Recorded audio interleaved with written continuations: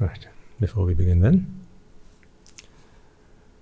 let us all take this moment to remind ourselves how incredibly fortunate we are to be here, to be in the presence of the Noble Triple Gem, to listen to, understand and comprehend the path to our deliverance, the only path to salvation, the only destination that exists for one to free oneself from all suffering, the destination that we have always sought in our lives, not just this, but in many before.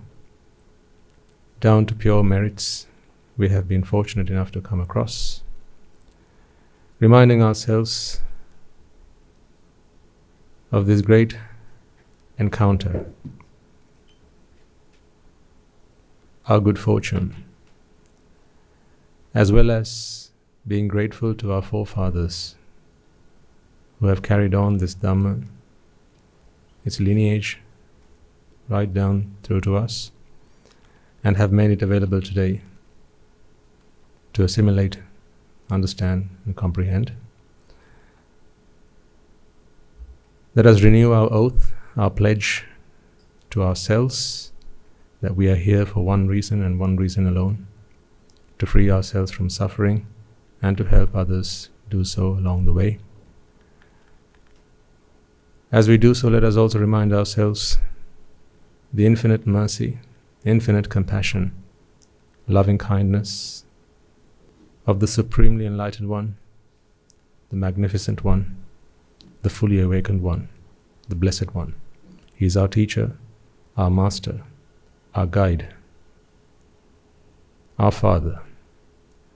Let us bring our hands together in veneration of the Supreme Buddha.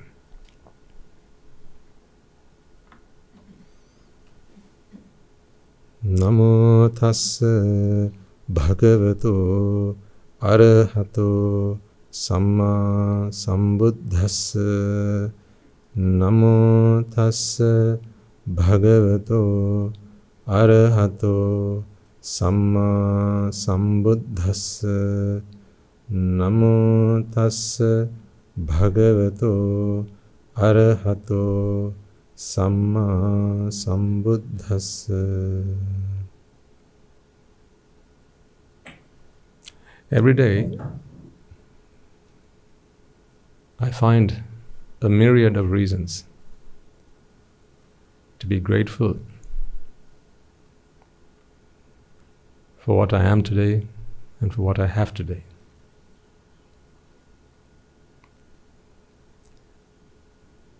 Today I'm able to call myself a son, or at least a son-to-be of the Buddha. That is what I have today. That is what I am today. But of course, fulfilling that path and coming here, I could not have done alone. You know how I'm always going on about parents and teachers who have always been the guiding light for me to get here. And on every occasion, I get the opportunity to serve others and help others to achieve what I have been able to do so and what I'm trying to do so. I'm reminded of this. And in addition to teachers and parents, all of you came to mind yesterday. Something very special happened. No, I didn't see any lights. I didn't start to levitate.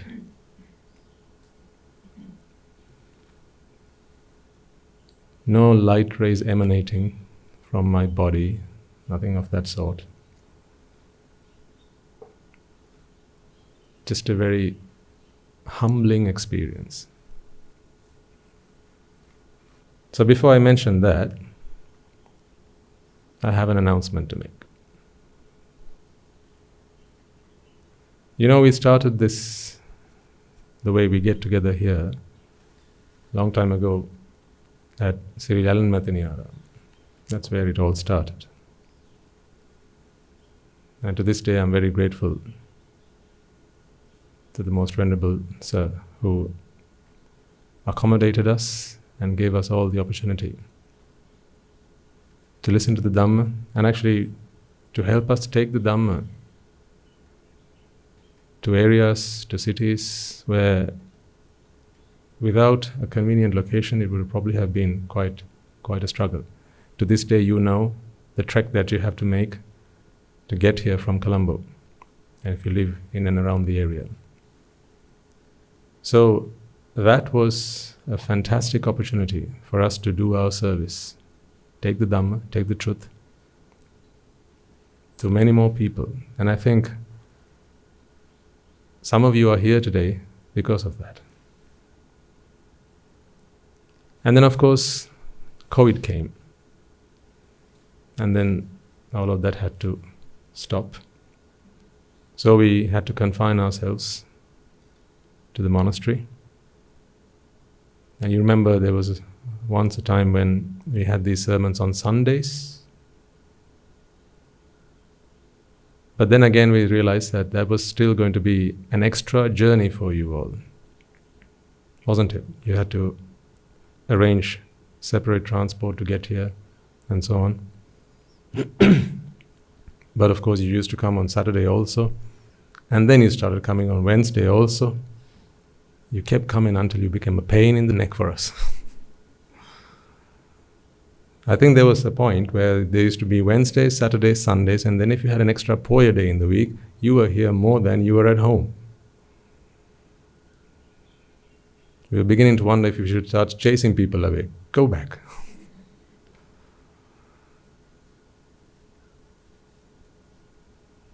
So in the end, we decided that Saturday morning was when these programs were going to be, because it would save you a journey, save you a trip, save you some extra hassle.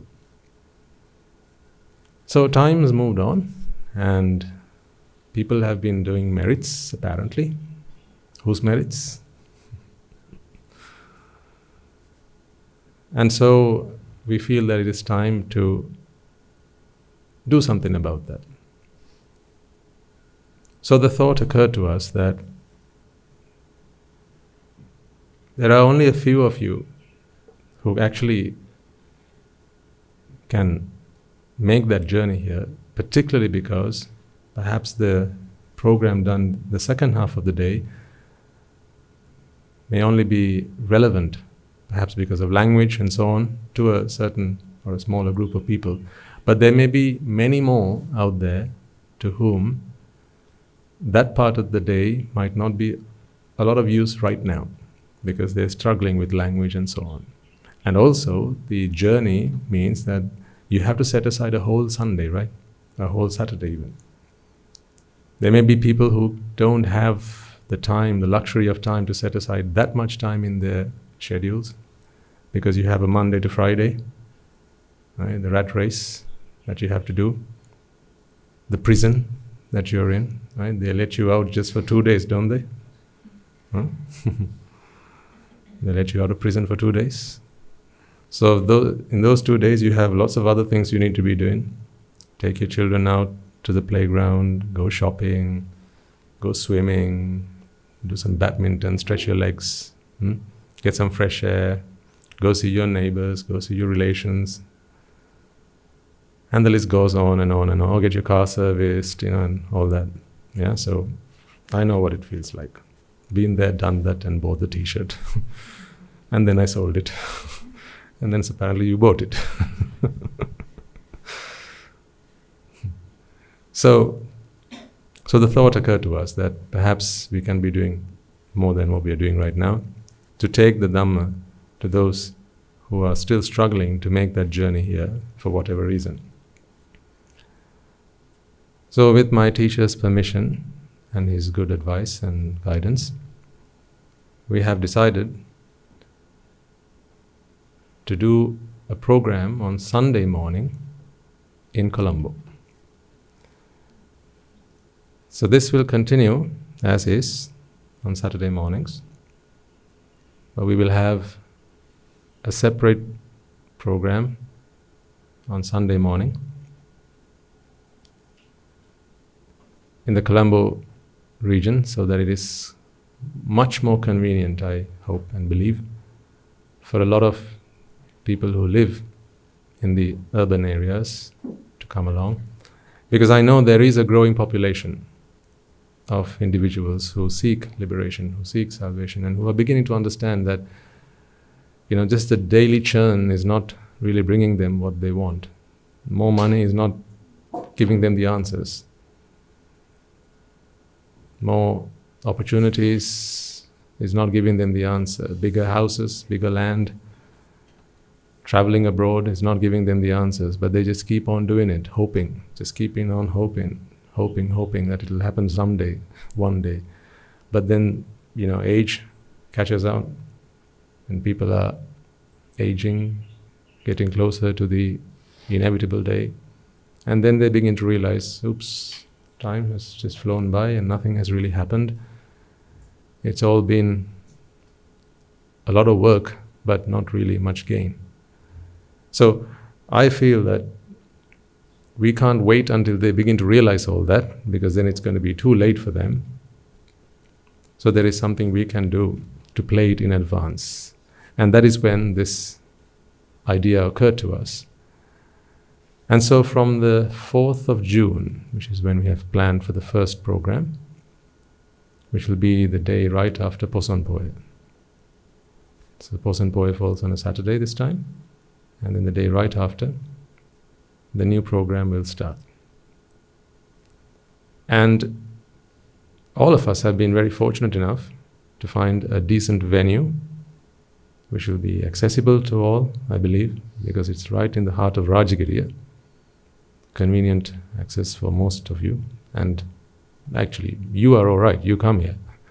Because you understand the value of this. You understand that making that journey is worthwhile. But there'll be those who still haven't been convinced enough. So we'll take it to them so that eventually they learn and realize maybe going to the Buddha is also beneficial, rather than waiting for the Buddha to come to us. So, of course, they will not be able to engage in all the meritorious deeds that you do when you get here, like Dakkhinayo and so on, but maybe that will all come in due course. So from the 4th of June, you can bring along people who may be interested in the Buddha Dhamma, and you know that we take a very pragmatic approach in our talks. So we are not in the belief of so we don't go there to proselytize or convert anyone to any particular religion. That's not our task. Our effort is to explain the science behind the Dhamma, which is why many people have found this quite appealing. And certainly, I myself for one. I was not a big believer in the Buddha until I listened to his Dhamma. So let's put it that way. I think that says it all, doesn't it? I was a Buddhist by birth, right? Because my parents said that I was one. But until I listened to the Dhamma, I was not a big fan of his. And then, now, you can't take me away from him. So that's how things work. And so the location was going to be Gateway College in Rajagiriya. They have offered us the opportunity to make use of their auditorium. And of course, there's going to be ample parking, and all for free. And so I invite you, as well as anyone who you believe might be interested. So it could just be even people who will come for the day. That's all right. Now, naturally, I'll have to start from the beginning, which may be useful for most of you, in fact. And I believe that we may have sometimes children as well as adults. And let's play it by ear. So as we go along, if we see that actually there's a equally large number of children and adults, we might later on decide to split and do 2 sessions. So I think we can leave all that to time and see how it works out. But initially, this is going to happen from the 4th of June. So there's the announcement, and you're all welcome. You don't have to be there. obviously because you have this, right? But there'll be a lot of people known to you, maybe friends, maybe colleagues, maybe people who'll be visiting Sri Lanka just for a week. Perhaps, it was their merits that brought them down here. We are known for our hospitality, as you know, right? We are known for our hoppers and our string hoppers and our kiribat and so on. But that is not what we were used to be known for. We were known for what we have to offer the entire world and the worlds beyond this. We were known for our philosophy. We were known for our great people who committed their lives to freeing themselves to happiness. But then it all changed somewhere along the line. So that is what we were known for. We were known for prosperity. But now is not the time to go back and find out what went wrong. That's not the topic of our talk today. So I ask you to inform this to your people who might be interested and bring them along so that they may benefit. So the setup will be very similar. I will make it very interesting as best as I can and engaging. Maybe they'll not start playing with building blocks just at the beginning. So, but all good things will come to those who wait. So please mark the date in your diaries. Not necessarily for you, because of course you've come a long way on this journey. Perhaps for some of you, maybe going back right to the basics might be not necessary, but there may be those who might benefit from that. And there you go. So, what happened yesterday? So yesterday we went to visit the place to make sure it was suitable for our purpose. And then after that, we stopped for a spot of lunch. So those who know me and our type, whatever that type might be, whenever we get the opportunity to stop for a spot of lunch, and I have my alms bowl with me,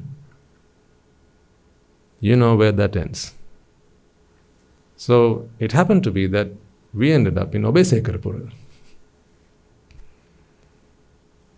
So I asked the kind gentleman who was driving us, "Sir, take us where people need us. Take us where people have little. Take us where people need our assistance, where people need merits, where people have little to give. Maybe all they have is their daily sustenance. Maybe where they have the only meal that they're going to have for the day. Take us there." And so, our Channa in our Kantaka took us there. So we got off, and myself and one other monk who went on the trip with me took our alms bowl in hand and thanking the Buddha, thanking my teachers for giving me this opportunity to be of service to humanity. We went on that alms road.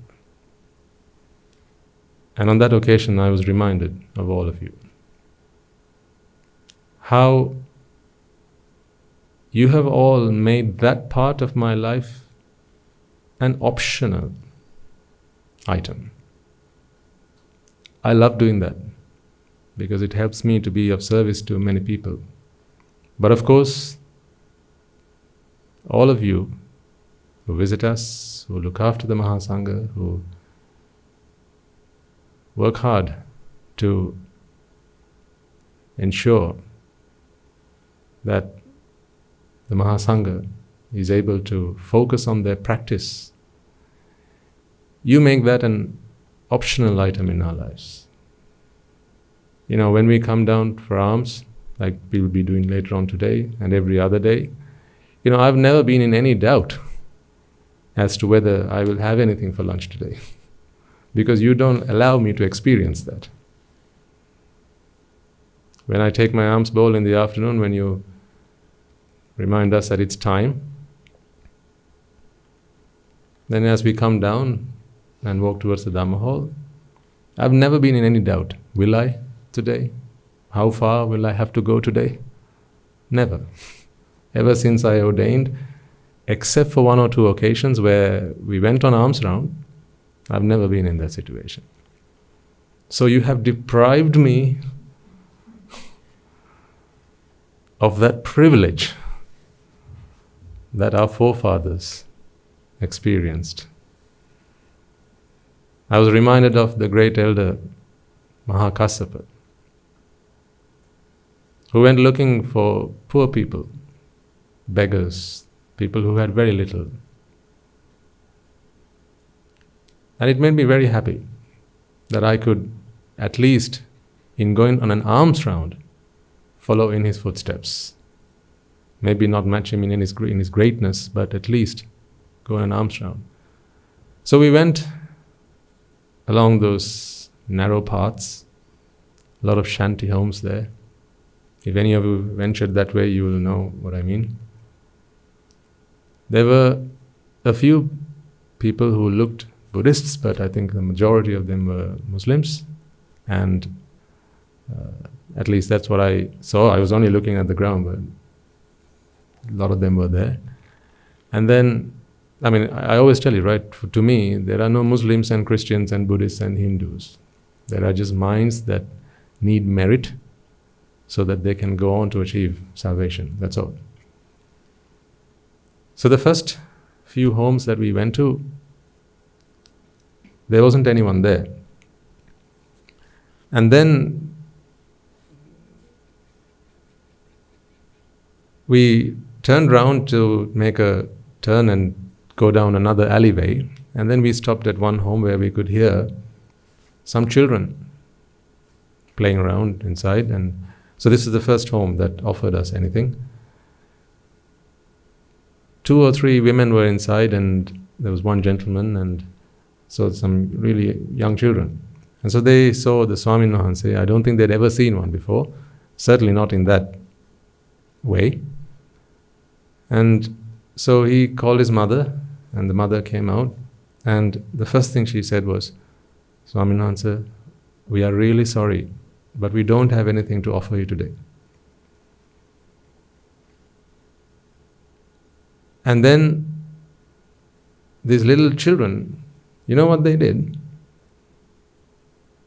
They went back inside and they brought out these little bags of some food items that they'd been offered from the nursery. So they were that small, that young. So that's all they had, this brother and sister. They brought this out, this bag. In there they had a sandwich, 1 cutlet, and 1 banana, tied up in a bag, little bag. So that's what they had to eat that day.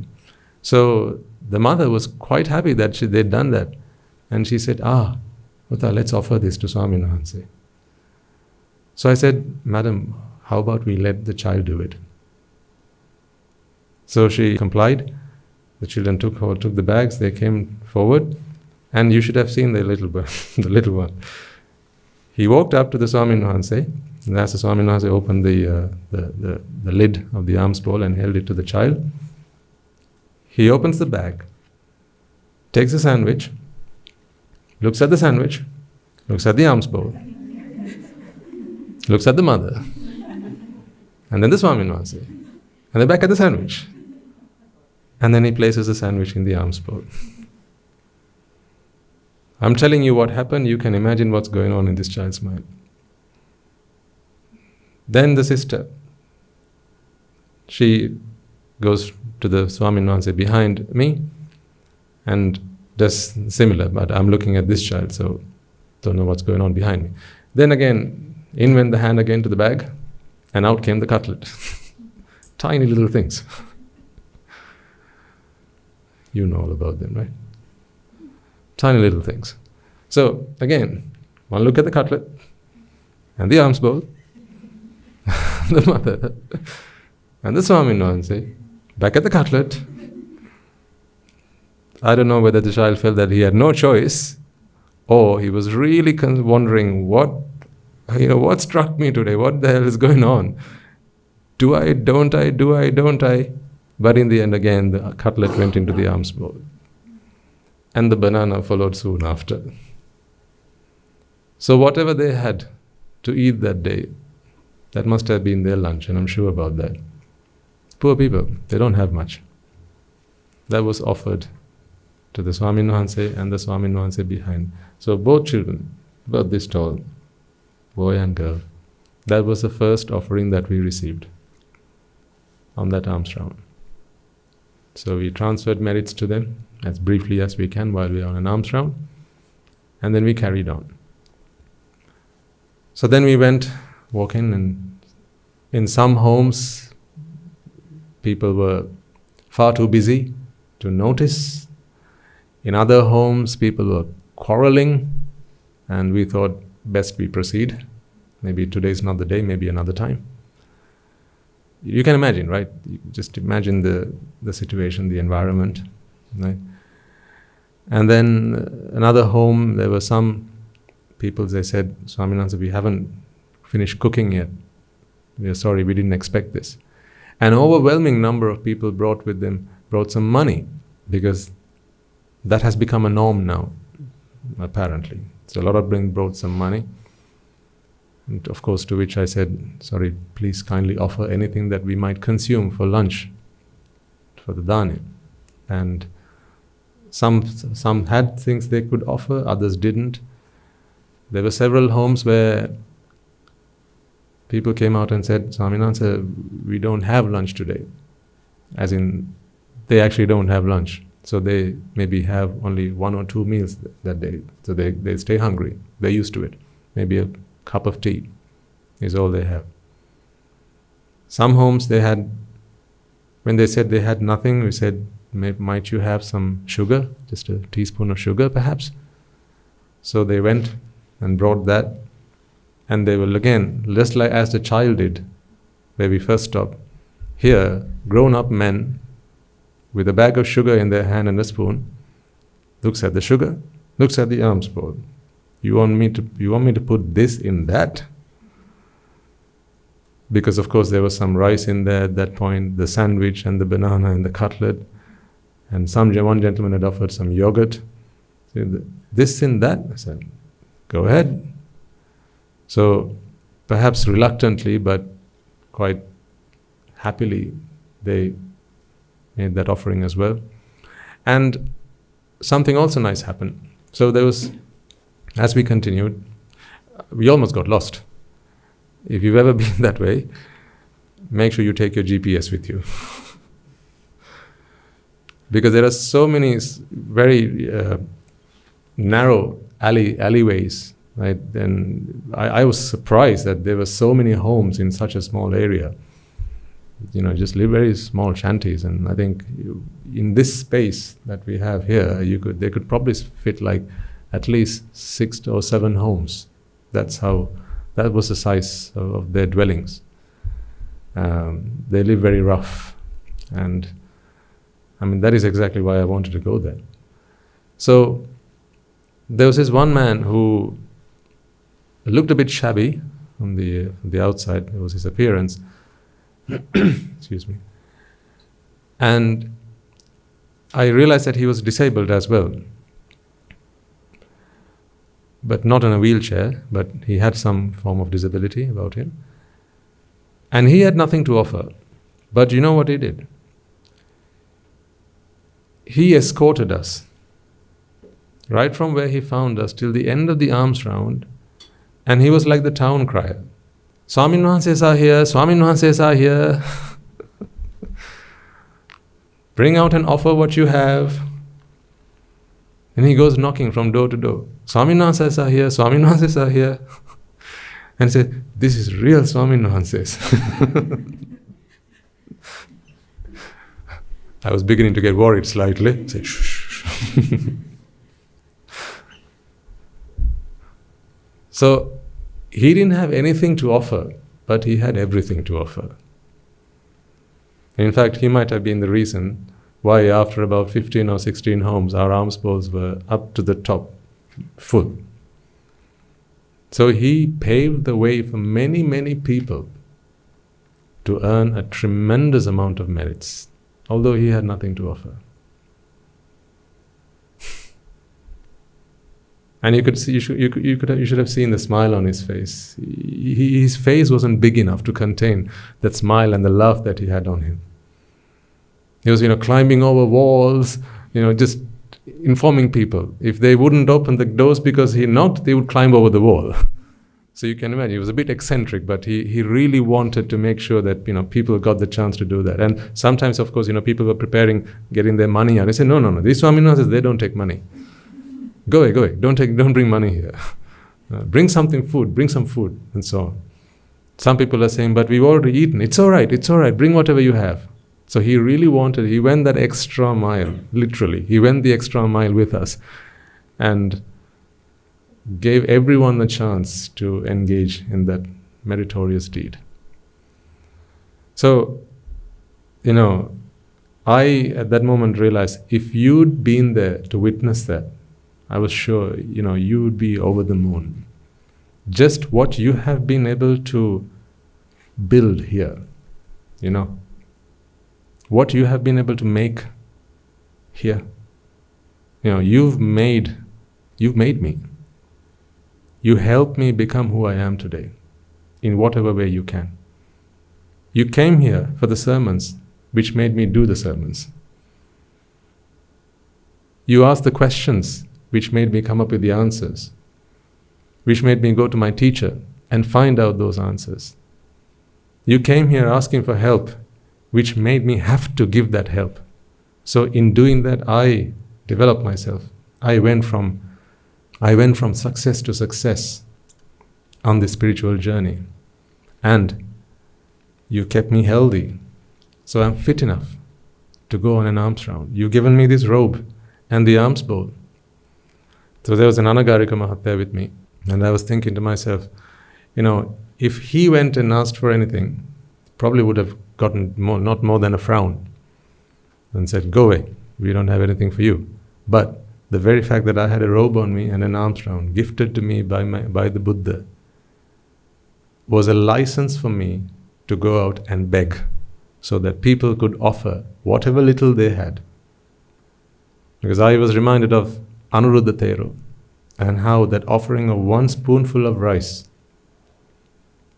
helped individuals to free themselves from suffering, at least temporarily, and go on to goodness and then on to greatness.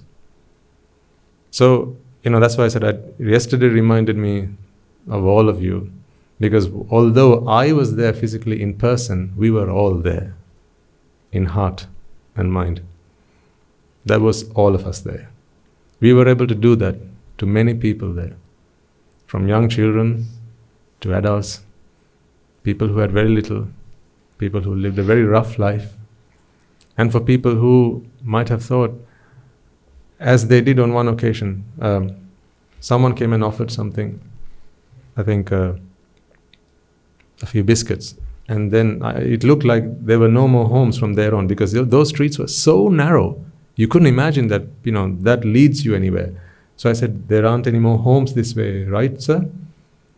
And the gentleman said, no, there are, because he was one of the locals there. He said, there are, but they're very small homes. They don't have anything to offer. I said, excellent. Let's carry on. So yeah, thank you.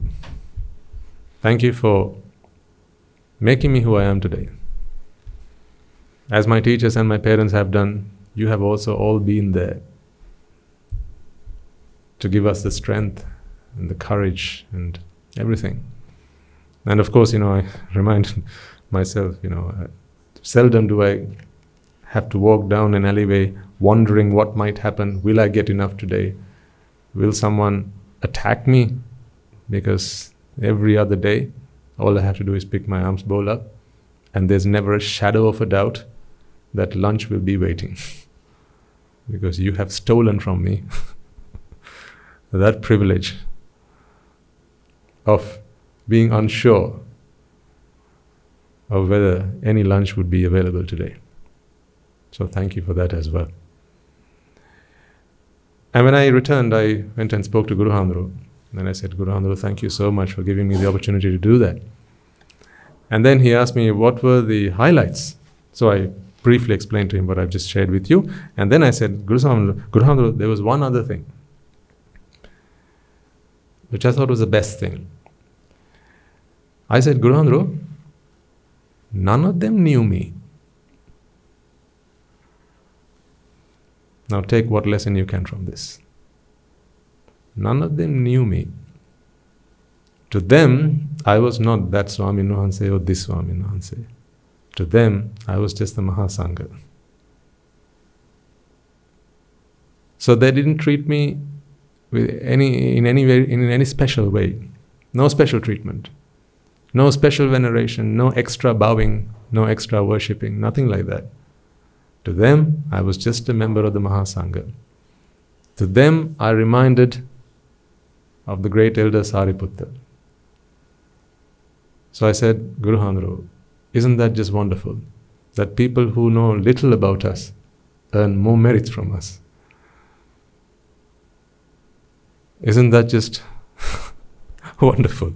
Isn't that just amazing? So, I want all of you to be the same. Often I've reminded you, because this is a pit that you can easily fall into. When you offer anything, don't think you're offering it to that Swami Nuhanse, this Swami Nuhanse. Don't think that that Swami Nuhanse is more virtuous than another Swami Nuhanse. Because it's not something that we can ever gauge. You can't read another person's mind or how virtuous, how kind, how gentle they are. There may be a Swami Nuhanse who goes around calling people Vasalaya, Vasalaya, Vasalaya. And you might think, ooh, that Swami Nuhanse, he's a bit rough. He can't have practiced the path or have attained any noble states. And you might perhaps refrain from offering him anything. Whereas another Swami Nuhanse who just looks at the ground, alms bowl in hand, maybe me. And you will offer anything you were prepared to offer him to me. Oh, what a loss. Because the former would be a Maharahatan Mahanse. And the latter would simply be someone like me. So, whenever you make an offering, whatever it might be, this afternoon you may be making offerings. Whether it's a needle or an atapirikara, a bar of soap or a robe, matters not. When you serve food, as the Swami Nuhanses come on Pindapata, right? Never offer it to that Swami Nuhanse, this Swami Nuhanse. In fact, if you could, close your eyes and make that offering. So you don't know who stood in front of you. Just make sure you're putting it into the alms bowl. So, of course, I don't mean literally, right? But what I mean, I want you to take away from this a lesson from them. Whoever thought, right? Those residents there could teach us a lesson. So they gave me that lesson which I'm sharing with you today. Whenever you make an offering, never assume that one Swami Nuhanse is better than the other, or he's more virtuous, he's more kind, more generous, must be more spiritually developed. Just because a Swami Nuhanse sat down in a meditation pose doesn't mean that he's better than a Swami Nuhanse who travels around the country doing social service. That is not for us to judge, is it? It's not for me to judge you, is it? Because I don't know your story. I don't know your ins and outs. I don't know why you do the things you have to do. I don't know your intention because I can't read your mind. So likewise, there's an important lesson for us to take from that. A lesson that they taught you. So you've given them something, which was me. And they've given you something, which is the lesson that they gave me. So mutually everyone has benefited from that alms round. Now, so after I returned and I spoke to Guru Handru, I said, Guru Handru, every Sunday, like Sundays, yeah? Like I have to go to Rajagiri, yeah? He was like, yes, I see where you're going at, what you're coming at. So I said, if you wouldn't mind, Guru Handru, because of course, I always check with my teacher. I never do anything without asking him. Even at the age 80. If my teacher's there with me, I would not lift a finger that he has not instructed me to do. Because I know every success in my life all the way I've come here is because of the instructions I have received from my teachers. If you want to know what obedience is, I will say humbly, come and watch me. And I don't mean this, in an obstinate way or anything. I mean it very, very humbly. I have learned that is a virtue. It is what has helped me to get where I am today. Being obedient to your teachers and doing just as they say, doing what they say to do, not doing what they say not to do. Sometimes you may not understand why they say so. You can ask them, sir, could you please explain to me? But if they say, no, it's not the time to explain, just do it, or just don't do it. If you have considered them, if you have accepted and acknowledged them to be your teacher, then you do as they say. Teachers here will know what I mean. And those who have been good students here will know what I mean. They're there to guide you. They're there to take the risks for you. How many people are there who are willing to take risks on your behalf? Your parents did, then your teachers did. When they say, go do it, I'll watch out for you. If anything happens, come back and tell me. No, that's a teacher. They take risks for you. You have no idea, ladies and gentlemen, how on many occasions, as someone who Guru Hamdra has entrusted to make decisions on behalf of the monastery, 250 lives, simply people who live here, and all of you, people who come here, as well as people who join us from abroad. I think we are looking at tens of thousands of people. Sometimes I am in this position where I have to make decisions which will impact literally everyone who are connected with us. The relief that it gives me, that I always have someone to go and ask if I'm making the right decision. My God, I wouldn't swap anything in this world for that. I can live with such a light heart, without a burden on my shoulders, and go to sleep at night, without a worry of whether I've made the wrong decision, whether I've made the wrong choice, if what I've done is going to cause someone harm. I don't have to carry that burden with me, because all I got to do is go ask the oracle. He doesn't have anyone to ask, at least at this monastery. So can you imagine the pressure that it might bring someone who's not practiced the path? At least the burden of the responsibility that it must bring. I don't have to carry that. So I've asked him many times by now, sir, please don't pass away before I do. The one thing I ask you, don't pass away before I do, because I need a teacher, and even when I pull in my last breath, I need your permission to exhale. So please be there, even on that last day. He loves. So I asked Guru Hamdra, would you permit me to go on alms every Sunday? And he said, as you wish. Now, I know what you are like. No, we are not going to publish the routes that I'm going to take. And no, I'm not going to accept any personal invitations. Let merit decide. Where they shall have a Swami Vahanse going on an alms round. Let merit decide. So maybe I'll be here, maybe I'll be there, maybe I'll be somewhere else. If you are there, so be it. If you are not there, then still you can rejoice. Right? Look at the benefit, look at the goodness that has come to somebody else and rejoice. Because if you can think of yourself as a mother to all children, if you can think of yourself as a mother to everyone, every man, woman and child, as you would love your own child, if you can learn to love every human being, then it is your child who's benefiting. Matters not where they are, matters not whether they're connected to you, a relation of yours, whether they're your brother or your sister, does it? So just be happy, as I'm sure you are. As I'm sure you are. So, from here on, every Sunday, after the sermon, as after we leave the place, we will be somewhere on an alms round. And you can rejoice in that. So you know that's what's happening. So I don't know where I'm going to be. In fact, I might just ask the driver, whoever the Anagarika Mahata is who comes with us, take us somewhere, just take us somewhere. Go and take us where people need us. That's basically all I'll be saying. Take us where people need us. You guys, you are all so fortunate. Look at all the things you have, ladies and gentlemen. Just look at all the things you have. Look at all the success you've been able to enjoy in life. The prosperity that you've been able to enjoy in life. The treasures and the pleasures that you have in life. You know why you have all this? You know why you have all this? Because you were once in that situation and you gave what little you had. You gave with all your heart.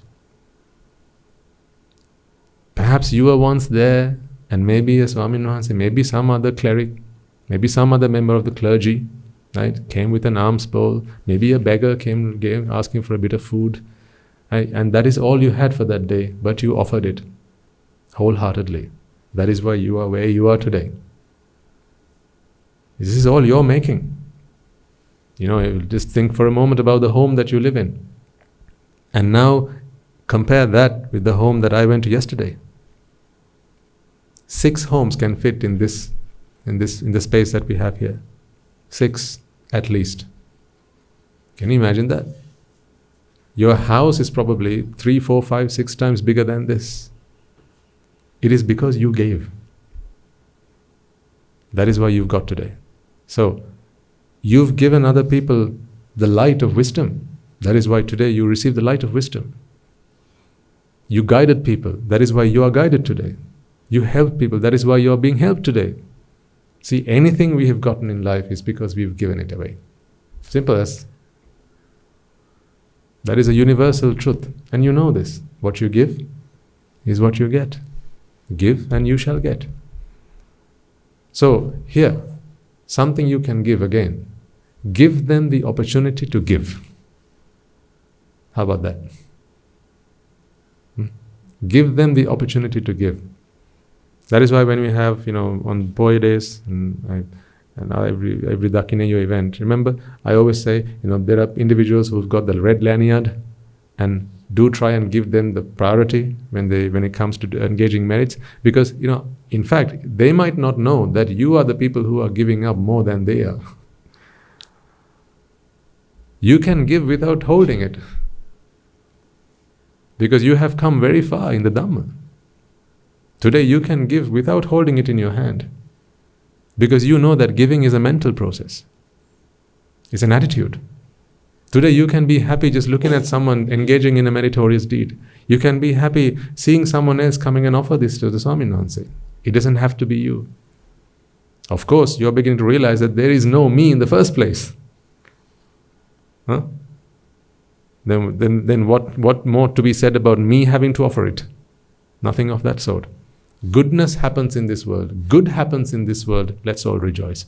Doesn't have to be the good that I do, doesn't have to be the good that you do, or doesn't have to be the good that somebody else does. It's not anybody doing good, it's just good happens. Much like bad happens. Bad happens, good happens. What we strive for is more good. Does it have to be from anyone in particular? No, we just need good. Is it just the Buddhists who have to do good things? Is it just the people who are the affluent people who have to do the good things? People who have something? No, of course not. So you are here today because you were once in that situation and someone let you give. You see the point? Yeah? Someone else let you give. Like when your children are about you, right? And you have something to offer, you give it to the child and say, Buddha, go and offer it to Swami Nuhansi. I've seen that happen a lot of times. When parents come with the pirikara, after you have the alms round, sometimes the parent will give it to the child and say, Buddha, offer it. Because the parent is mature enough to just observe that and say, sadhu, sadhu, rejoice it in their own mind. But the child might not be able to do that just yet. So the child needs to hold it in its hand and then offer it. And the child needs to feel that the Swami Nuhansi is giving them the blessings personally. If I say, Sadhu, Supateva, are you all not able to rejoice in that? Of course you are, because you are mature enough to do that now. But there are people who are not capable of that yet. So why am I sharing this story with you? Because I want you all to understand that we are all doing this together. It is not this Swami Nuhansi going on an alms round. It's all of us being of service. to innocent people, poor people. I mean, I think in some of those areas, there's drugs is a problem, and so on. Again, people need help. I've told you time and time again, bring me a drug addict, I don't care. Bring me a homosexual, a heterosexual, bring me a black man, a white man, a Muslim or a Hindu, I don't care. At the end of the day, right, we're all God's children. Yeah. So as God loves all the same, we love all the same. So, rejoice in that event that took place yesterday, and provided time permits, of course, we will carry on doing that every Sunday after the sermon at the school. And I think if we can leave by about just before 11, that will give us enough time to go on an alms round and do all that before noon. Happy with that? As you should be. See, when you're here, now you can offer alms to 115 Swaminathansis. Those people don't get that chance. They only have 2 Swaminathansis, maybe 3 at most. In fact, if 115 Swaminathansis went there,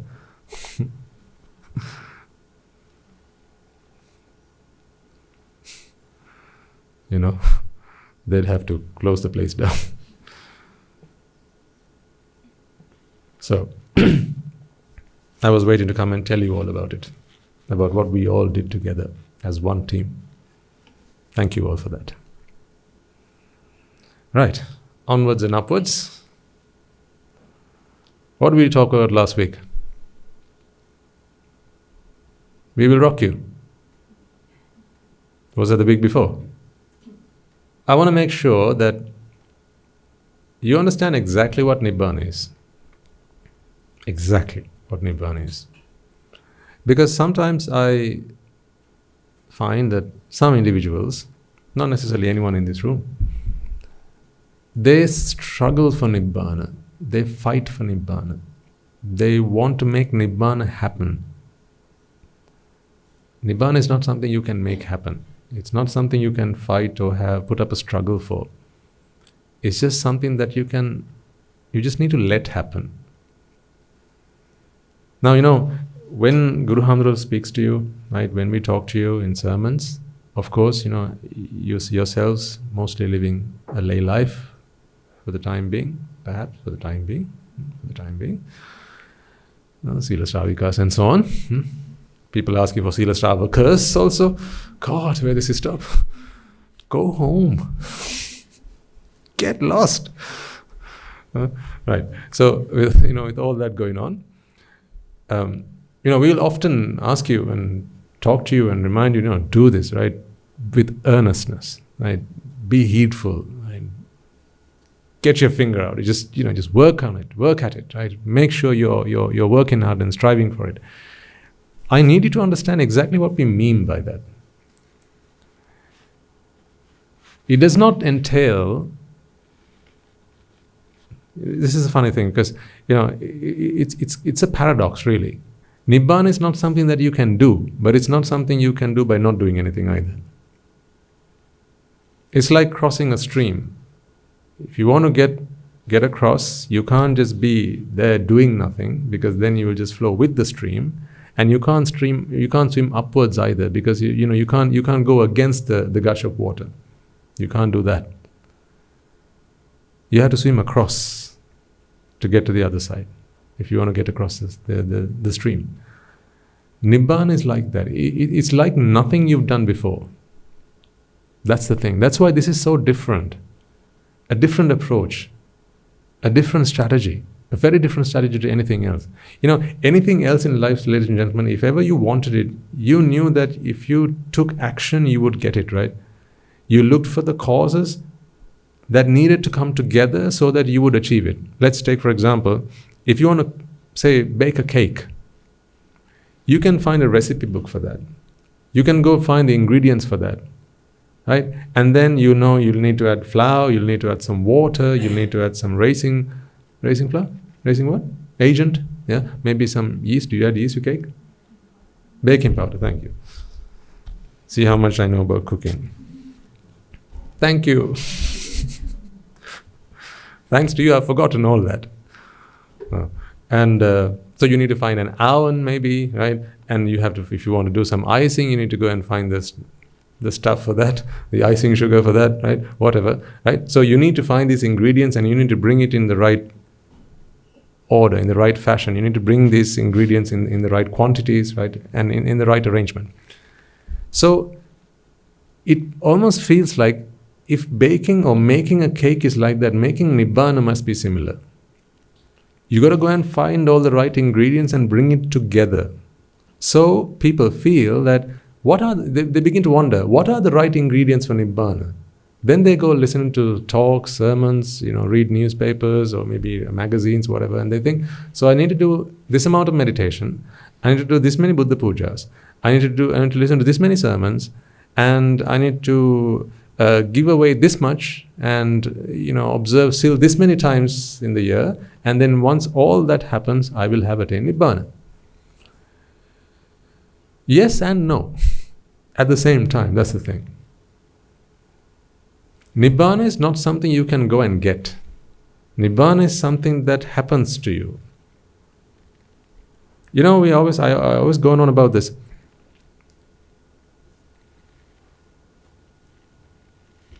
Letting go is not something you have to do. It's something that you just have to let happen.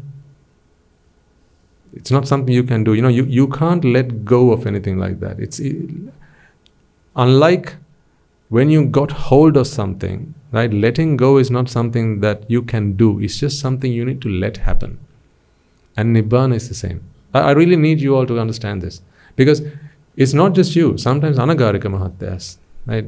Even Swaminathan says, if they're new to rope and they want to attain Nibbana, sometimes they'll hear Guru Handro give a talk about something, and he'll talk to us about being very earnest and energetic about this and enthusiastic about this. And sometimes they're like, I don't want alms, I don't want to sleep, I don't want to do anything, I just want to go and attain Nibbana. Swaminathan said, no, that's not what Guru Handro meant. And you can admire the enthusiasm they have for that, but that's not Nibbana. Nibbana is everywhere. If Nibbana is everywhere, where must you go to get it?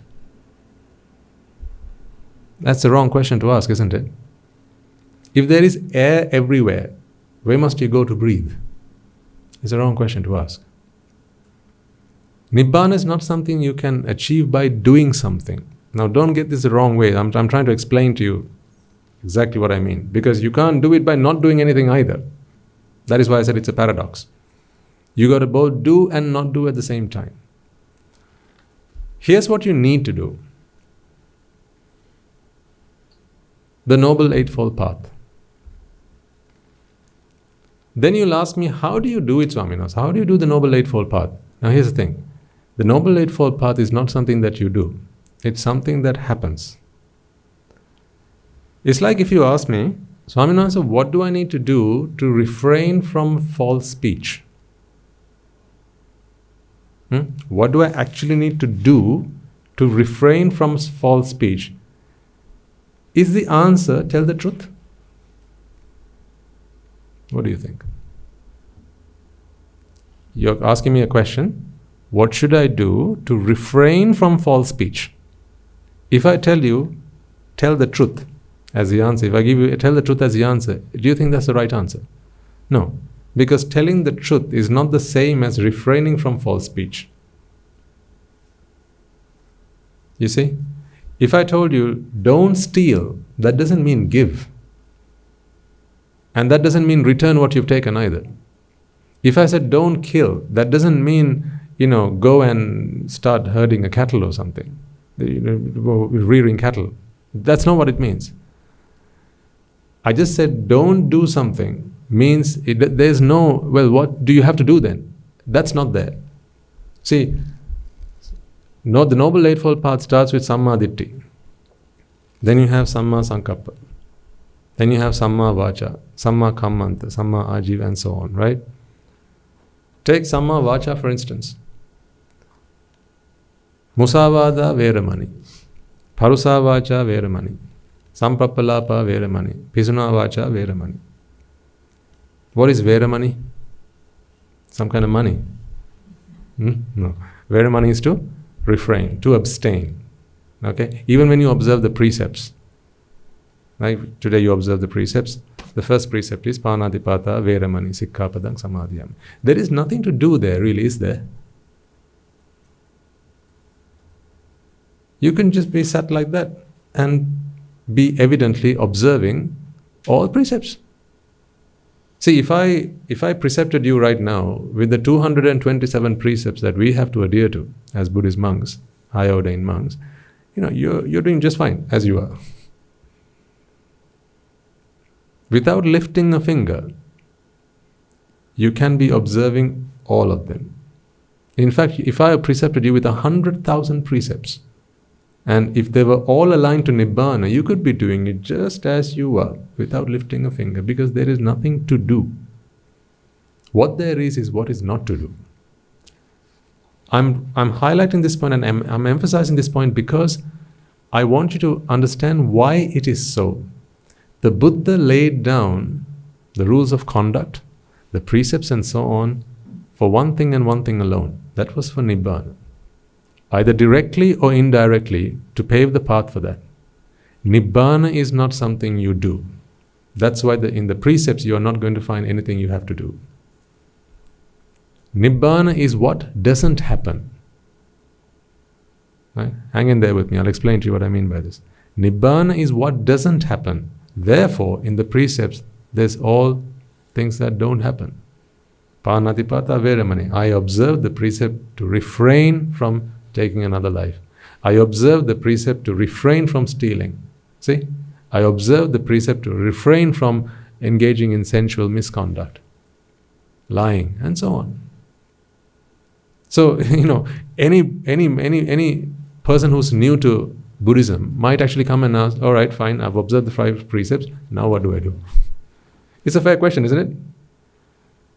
Imagine someone from another religion, you take them to a monk, you say, right, sit down, he wants to be a Buddhist. Okay, so the monk gives him Buddha Sarana, Dhamma Sarana, Sangha Sarana. Now you've taken homage in the Noble Triple Gem. Even that is still the same. Buddha Sarana, Dhamma Sangha Sarana. Again, it's what you're not doing.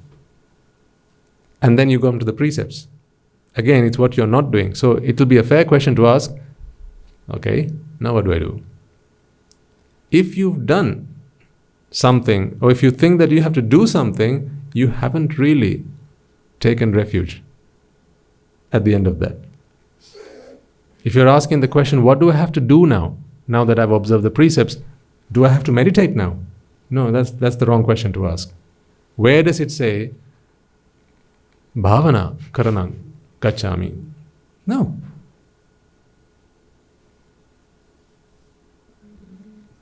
So what is meditation then? Is it something you do? I've asked you in the past though, make sure you do your 15 minutes. Wait a second then. Swaminatha says do the meditation 15 minutes and now he says there's nothing to do. Make your mind up, Swaminatha. What do you expect us to do?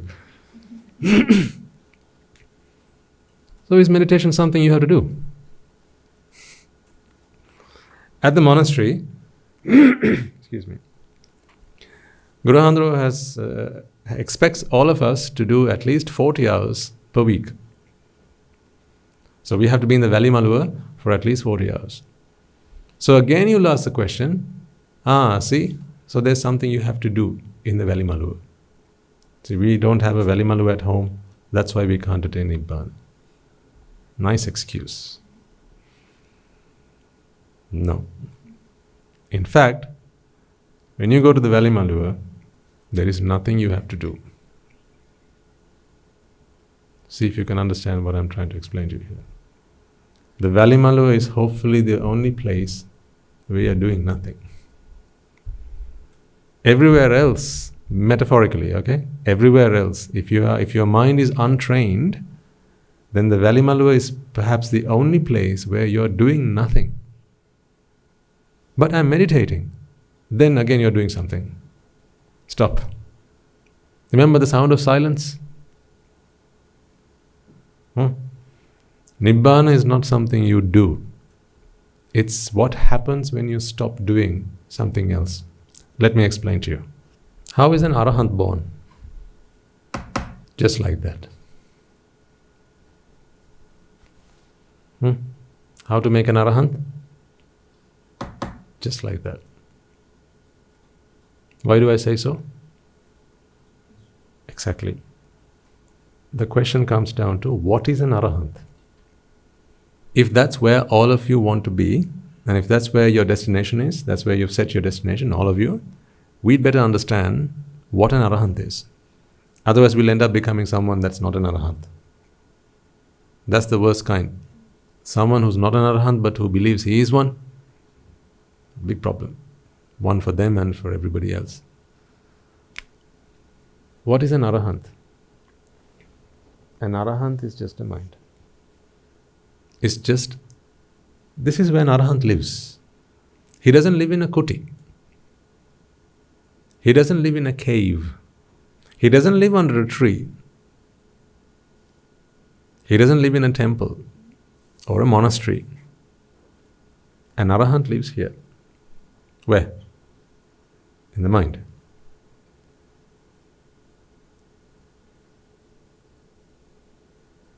This is inside all of you. What you're doing every moment, in every chitta, is you're suppressing that Arahant. You're smothering that Arahant. You're suppressing the Arahant, you're killing the Arahant every moment. That is what's happening.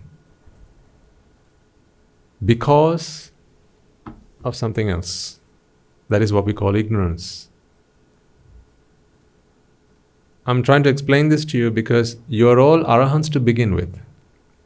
And then you do something.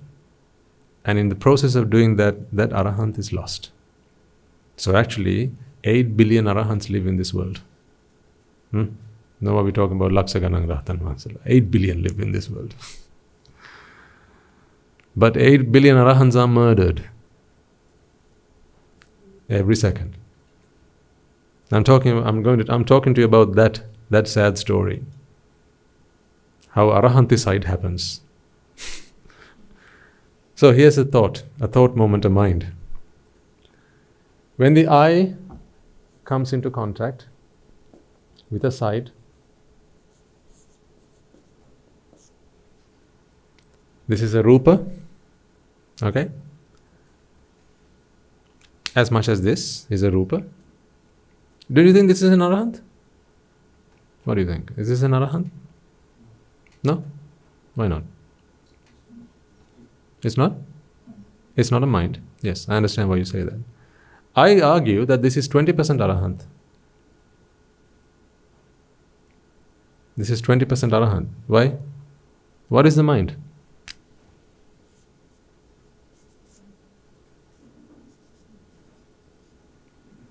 If it's the total of that amounts to 100, then this is 1/5 of it, isn't it? So ladies and gentlemen, I present to you 1/5 of an Arahant. Bring me 5 pence and I'll show you an Arahant.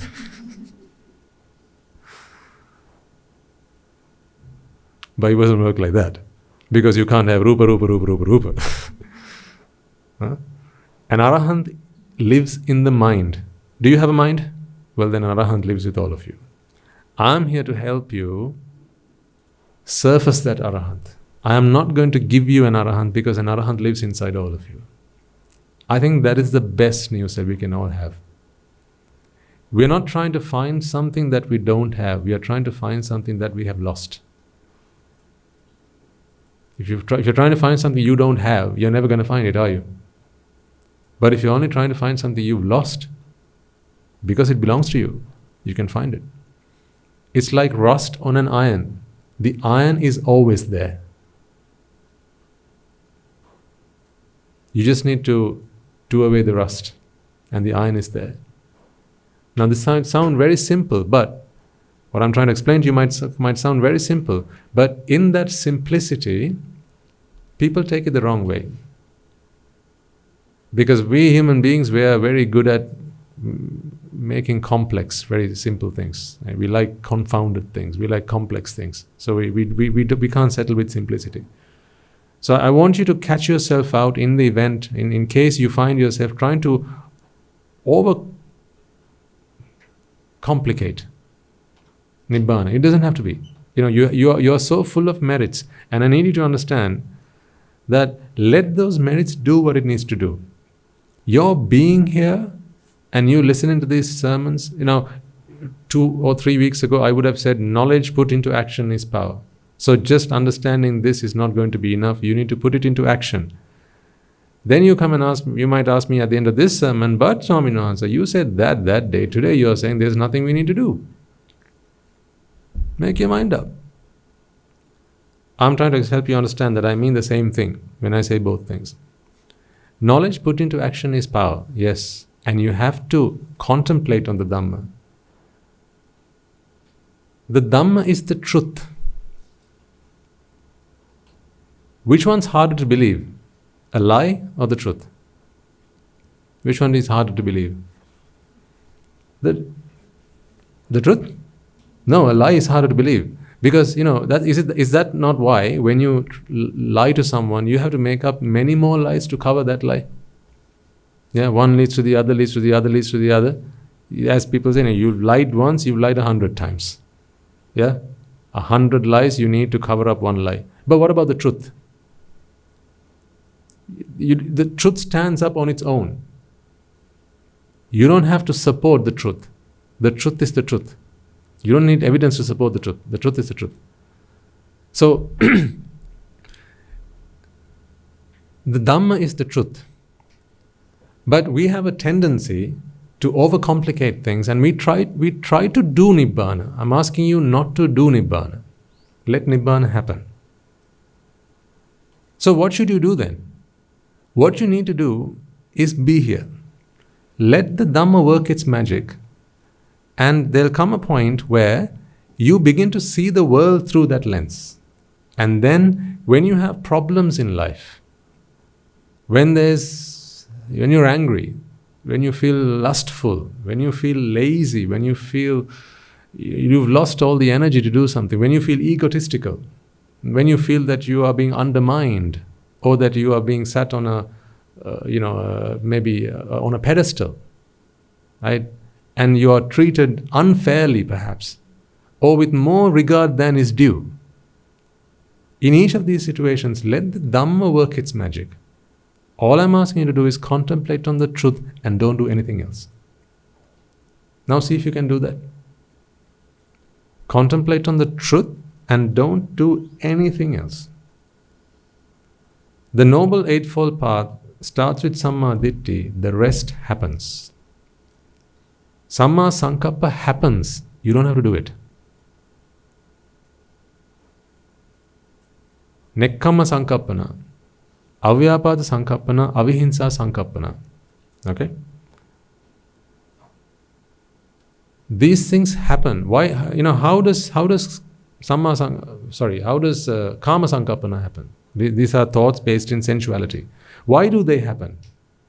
Why do you think they happen? Yes, because of ignorance.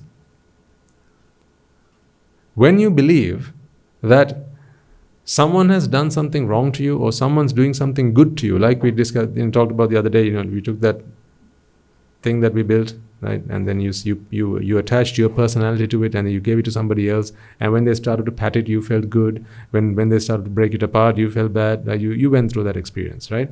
So when you feel that someone is trying to do something against you, something is trying to go against you, someone's trying to do you harm, you can't help the feeling of vyapada, or this anger arising in your mind, because it's not your doing.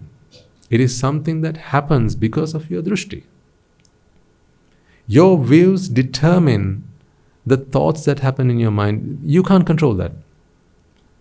One of the most important things you need to do in your path to attaining Nibbana, ladies and gentlemen, is to realize this. If you realize nothing else than this alone, I ask you to understand this. Here's it. Here's what I have to say. Realize that there is no one to attain Nibbana. If you try to take you to Nibbana, that Nibbana will never happen. There is no one to attain Nibbana. There is no one who needs to do Nibbana. Nibbana is simply a state of mind. This is a state of mind. A state where Rupa is on its own. A state where Vedana is on its own, and the same goes. This is Rupa on its own. What you don't have here is Rupa being abused. Rupa being used for something that Rupa cannot help you achieve. How does jati happen? Jati happens when the mind wishes to achieve a separation, right? We've talked about separation. When the mind wishes to feel an individualism, right? And as an individual, a separate being, what does the mind have to do? What does the mind have to work on to achieve that sense? What are the ingredients that the mind can work on? If say flour, sugar, water are the ingredients that you can use to make a cake, okay? What are the ingredients that the mind can use to make itself feel that it is a being? What are the ingredients? These are the ingredients. These are the ingredients, but them alone is not enough. You need ignorance. And with ignorance, you need attachment. If them alone can help you achieve this sense of separation, then you don't need ignorance, do you? Ignorance is when these things are being abused. What ignorance does is they use them inappropriately. When Rupa is used for what it was not brought into this world for, when Rupa is misused, when Vedana is misused, when Sanya is misused, that's when jati begins to happen. If you misuse anything, you're bound to suffer. If you misuse this pen, you're going to suffer. If you misuse this fan, you're going to suffer. So you see, this is 20% Rupa. This is 20% Arahant. Because this is Rupa. In this Rupa,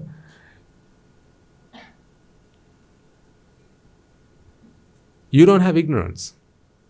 Meaning, this Rupa is not trying to be anything other than Rupa. See if you can understand what I'm trying to get across to you here. This Rupa is not trying to be anything other than Rupa. Like this betel leaf, right? It's not trying to be anything other than a betel leaf, is it? Do you see it trying to be something else? No. If you left it here, come back an hour later, it'll still be a betel leaf. It might be wrinkled and so on, but it'll still be a betel leaf. This pen will always be a pen. Okay? But Rupa, if you don't let Rupa be as it is, because of ignorance, now you try to do something with Rupa. And when you try to do something with Rupa, now what happens is jati or dukkha or suffering.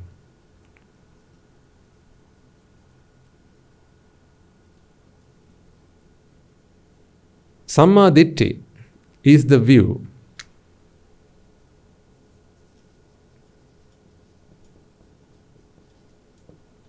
that the world is what? Inseparable, yes. So that is what we can say is Anaththa. Okay. All driven by cause and effect, we can say that is Anicca. And we have Dukkha. So Anicca, Dukkha and Anaththa. This is Samma Ditti, right? So this idea of Dukkha is that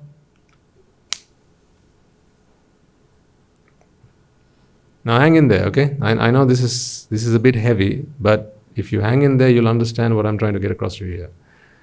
When you see this pen, you see a pen, and you see nothing other than a pen. As I've said many times over, when you see this pen, everything in this world, everything else in this world is not this pen, right? And there's only one of these in this world, meaning this has become a fixed object. Here's a very subtle explanation of dukkha. It is what you need to understand though. So I hope your merits will do what it needs to do right now. What the Buddha tries to explain when he says Anicca, Dukkha and Anaththa, when he says dukkha in particular, the reason that you see a fixed object here, the reason that you see a pen here is because dukkha is happening right now. That is dukkha. Ask any good Buddhist, what do you have to say about this pen? And they'll tell you it's Anicca, Dukkha, Anaththa. You've been chanting it, you've been, repeating it time and time again. When you used to come for the meditation programs, we remember, right? We give the interview sessions and the question and answer sessions, and you would say, yeah, everything's anicca, everything's dukkha, and everything's anatta. I need you now to begin to understand in more breadth and in more depth what you actually mean by dukkha. Remember, this was a discovery by the Buddha. It was not Einstein who discovered dukkha. So it would be remiss of us just to think that, I understood dukkha. It is a lot more subtle than what you might think it is on the surface. It is a lot more subtle, but you can all get it. You just need to hang in there. If I ask you, is this Nicca, Sukha, Aththa or Anicca, Dukkha, Anattha, what would you say? Nicca, Sukha, Aththa or Anicca, Dukkha, Anattha? Through your understanding of the Dhamma, you would say what? Anicca, Dukkha, Anattha, right? I'm trying to explain to you why you should say that, or at least why that is correct.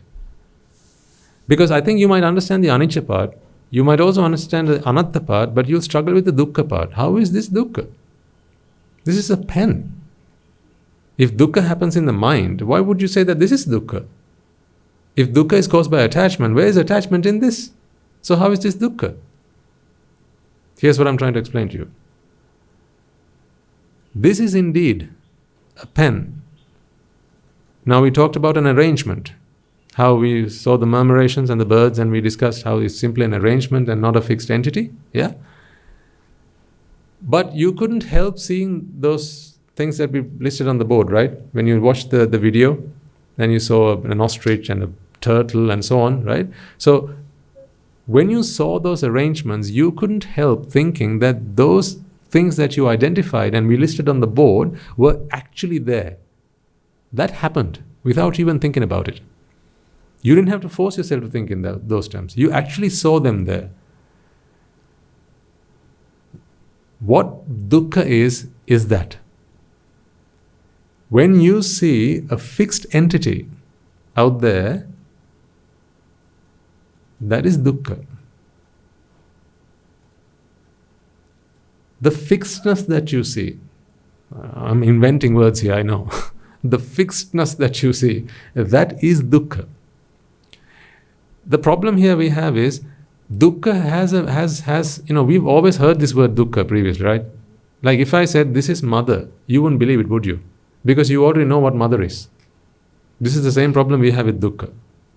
We've grown up thinking that dukkha is when you're hungry. Dukkha is when you're growing old. Dukkha is when you have a toothache. Dukkha is when someone breaks your heart. We've grown up thinking that is what dukkha is. And now when I ask you to redefine dukkha, when I give you a different interpretation of dukkha, you're struggling. Because you're asking me the question, where is dukkha in this? This doesn't hurt me. So where's dukkha? I'm not talking about hurt. I'm not talking about pain. I'm talking about dukkha. The Buddha's definition of dukkha, not yours. What you might have grown up talking about as dukkha is not the real dukkha. That is dukkha. That is the dukkha or the suffering that comes because of dukkha. Though there's two. There's dukkha and there's dukkha. We are accustomed to this part, the dukkha that comes because of dukkha.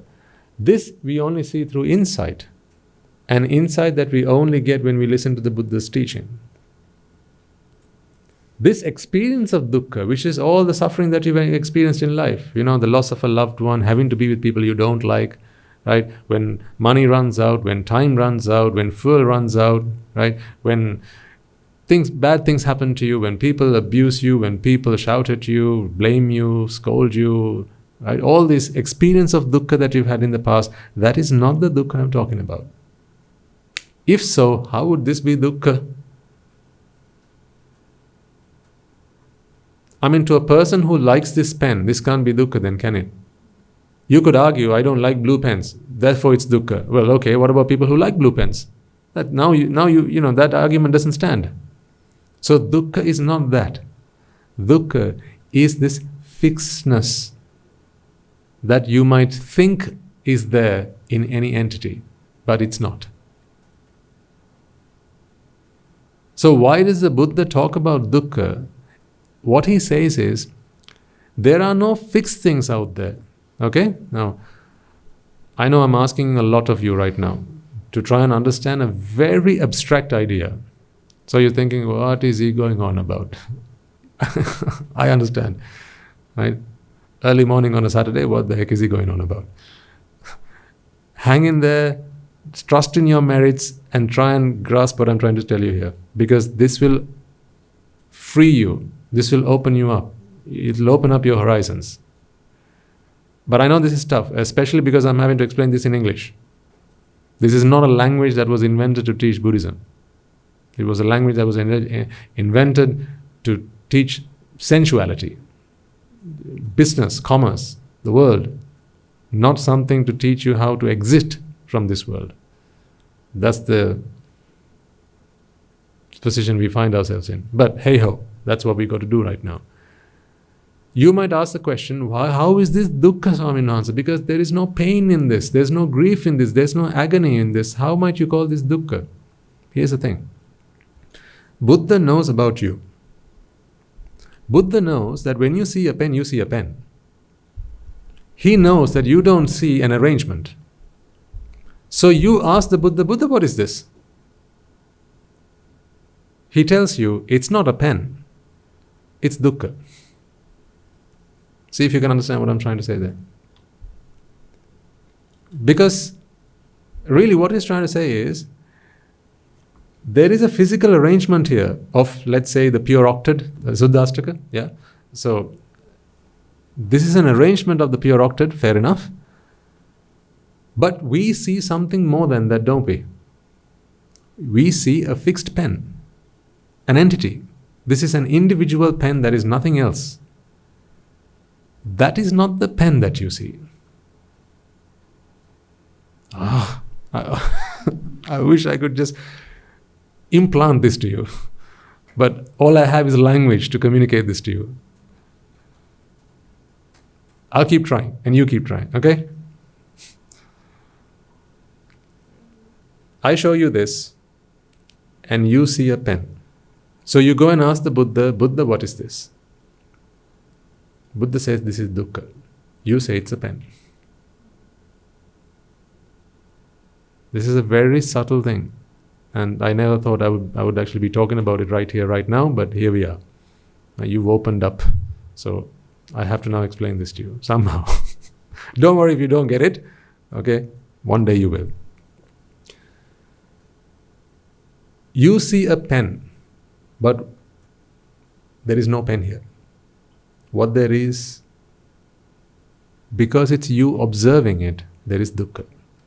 Remember, the Buddha preaches the Dhamma to someone who's not an Arahant, so that they can further their understanding about the world and achieve a state of Arahanthood. If the mind was simply this, meaning the mind of an Arahant, where there is no ignorance, where there is no attachment, and there is no need to separate, they would see what this is for what it is. They would see this as it really is. They'd still see it the same way physically. They'll see the same image. If you asked an Arahant to draw what he saw on a piece of paper, he'll draw you this exactly, just as you would. Okay? No difference there. But he understands something. What he understands is, people will see this as a pen, a fixed pen. That is not because this is a fixed pen. Do you get that part? You see this as a fixed pen not because this is a fixed pen. In fact, there is no pen here. I know that sounds so absurd. I'm holding a pen in my hand and I'm saying there's no pen here. If you just cut that bit out and put it online, they'll say, what? This monk has gone insane. He doesn't even see a pen now. There is a pen here, but there is no pen here. What there is, when you observe it, and if you have ignorance in your mind, what there is dukkha. That is what there is.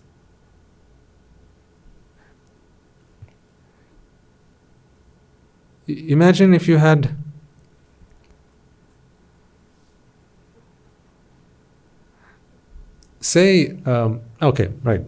if you had colored glasses on. Okay, I've used this example in the past, but I'm trying to get a different point across to you. If you wore colored glasses, right, say red colored glasses, and you looked at this pen, you'd say this is a pen and this was red. Now I know blue and red might do something else, but let's just imagine this was a plain color, right? And you'd say this is red. If you went and asked the Buddha, is this red? What would the Buddha say? He'd say no. He'd tell you, you've got colored glasses on. Yeah? Now see if you can relate the analogy. If you ask the Buddha, is this a pen? He'll tell you, no, this is dukkha. In other words, you are projecting a fixed entity to this arrangement. That is the pen that you see. Therefore, you can't call it a pen. That is not a pen. A pen is a physical arrangement. What you project onto this is not a pen. That is dukkha. In other words, that is a fixedness. That's separation. That's individualization. That is what that is. That is why if you held this up, you could say this is anicca, this is dukkha, this is anattha. But please understand that when we say this is anicca, dukkha and anattha, what I'm not trying to say is that there is dukkha in here. Because then you'll ask the question, well, no, this is not causing me any suffering. Put it to a side. You don't even have to carry it now. How is that dukkha? That is not the dukkha we're talking about. You can't help yourself from projecting a fixed entity here, can you? That is dukkha. So therefore, any object you see in this room, you could say anicca, dukkha, anattha. Why is that dukkha and not a fixed pen? Now you come to an important part of the discussion. Why do I say that this is dukkha and it's not a pen? What evidence do I have? What proof do I have? Anicca and Anaththa. See, those two sat on either side support the argument that this is dukkha. How so? Anicca is one word that describes cause and effect. All there is are causes that come together in a particular arrangement. That is the aniccaness. So I can't call it impermanence. That is, we are worlds apart. Impermanence is only, it's a characteristic of anicca, but it is not what in anicca is. Cause and effect, paticca samuppanna. It's a manifestation. That is because it's anicca. And also, it is not something that can be separated. Inseparable.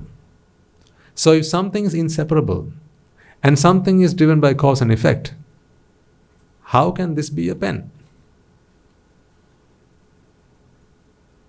This can't be a fixed object if things are inseparable, right? How can you have fixed things if the whole cosmos, if the whole world was inseparable? Remember the other day we had those green blocks, the building blocks, the Legos, right? I put it on the table and I said, how do we separate it now? If it's all the same color, you can't separate it because you don't know what the criteria is. I mean, immediately, if you ignore all other characteristics like size and weight and so on, if you assume that they're all identical, right? Now, there is no way to separate it, right? This object is formed of things that cannot be separated. It is uniform. It cannot be separated. Therefore, anicca. It's all the same, cannot be separated. There is no reasonable criteria to separate this. Like with the green blocks, you couldn't come up with a reasonable criteria because if they were identical, now of course I didn't bring identical blocks because I couldn't find any. But if I did, and I asked you now separate them, you'd have to come and ask me, Swaminatha, on what grounds do I separate? But whereas if I had green blocks and orange blocks and yellow blocks and red blocks, now do you need to ask me that extra question? I said, please, can you separate this? You can do it on your own without asking me a question. Because to you, there'd be an obvious characteristic based on which you could separate it, right? Color. But if it's all the same color and no other characteristics were different from to each other, now how do you separate? You can't. It would be unreasonable. Whichever criteria you use would be a making of your own. It would not be an object or a characteristic of the object itself. So the same concept applies here. Remember the other day I said, what is the difference between this pen, the leaf, and the space in between? What difference do you see? Except for what you see through your eyes, there is no difference. In other words, here also you have the pure octet. In the pen, in the leaf also you have the pure octet, and in between, still the same. It's all the same stuff, just a different arrangement, because the energy within that system is different. So it's simply matter and energy, and combinations thereof. That is the only difference. Other than that, there is no difference. That is why this can be made into this, and this can be made into this, and they both can be made into this. What am I pointing at? The space in between.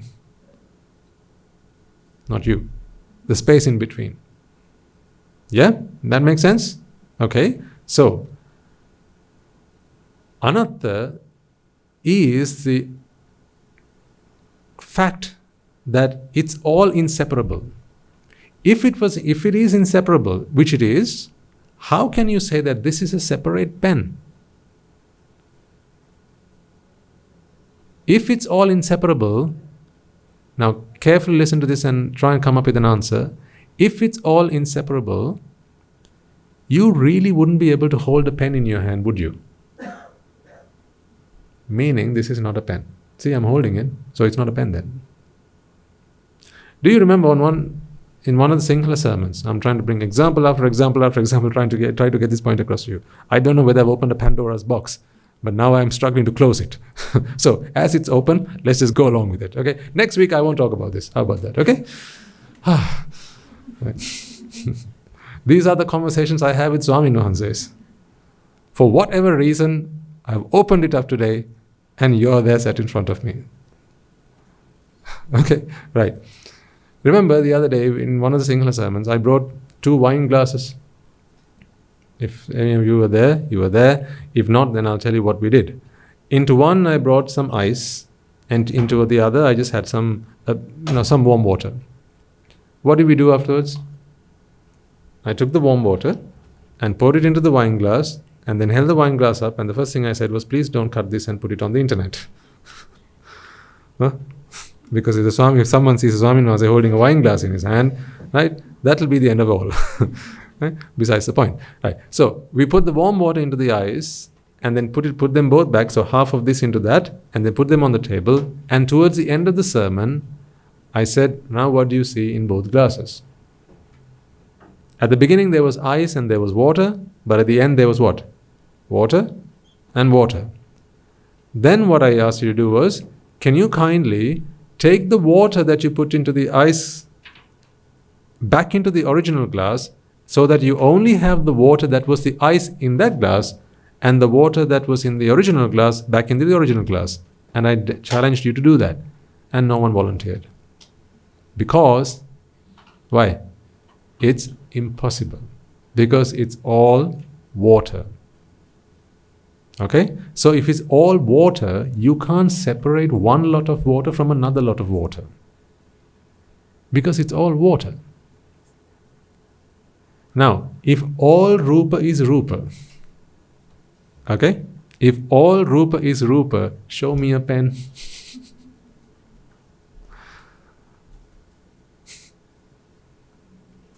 I'm elated, that's why I'm smiling. Thank you. If all Rupa is Rupa, show me a pen. If all water is water, show me the water that came from that glass and show me the water that came from this glass. Separate it out for me if you can. You can't. So then show me a pen. But Swaminas, you're holding a pen in your hand and you're saying, show me a pen. Exactly my point. This is not a pen that you see. This is Dukkha. There isn't a pen in my hand right now. This is merely an arrangement of Rupa. But because of jati happening in your mind, you sense a pen here. You give it the wrong label. It's not a pen that is here, it's dukkha. But you call it a pen. That is why we would say this pen is anicca, dukkha and anattha. But truly, what we should really be saying is this and this and this and this and this and everything is anicca, dukkha and anattha. Remember the Buddha preached the Dhamma to non-Arahants. The Buddha does not preach to an Arahant. Okay? So, whether you're an Arahant or not, anicca, dukkha and anattha, these characteristics remain.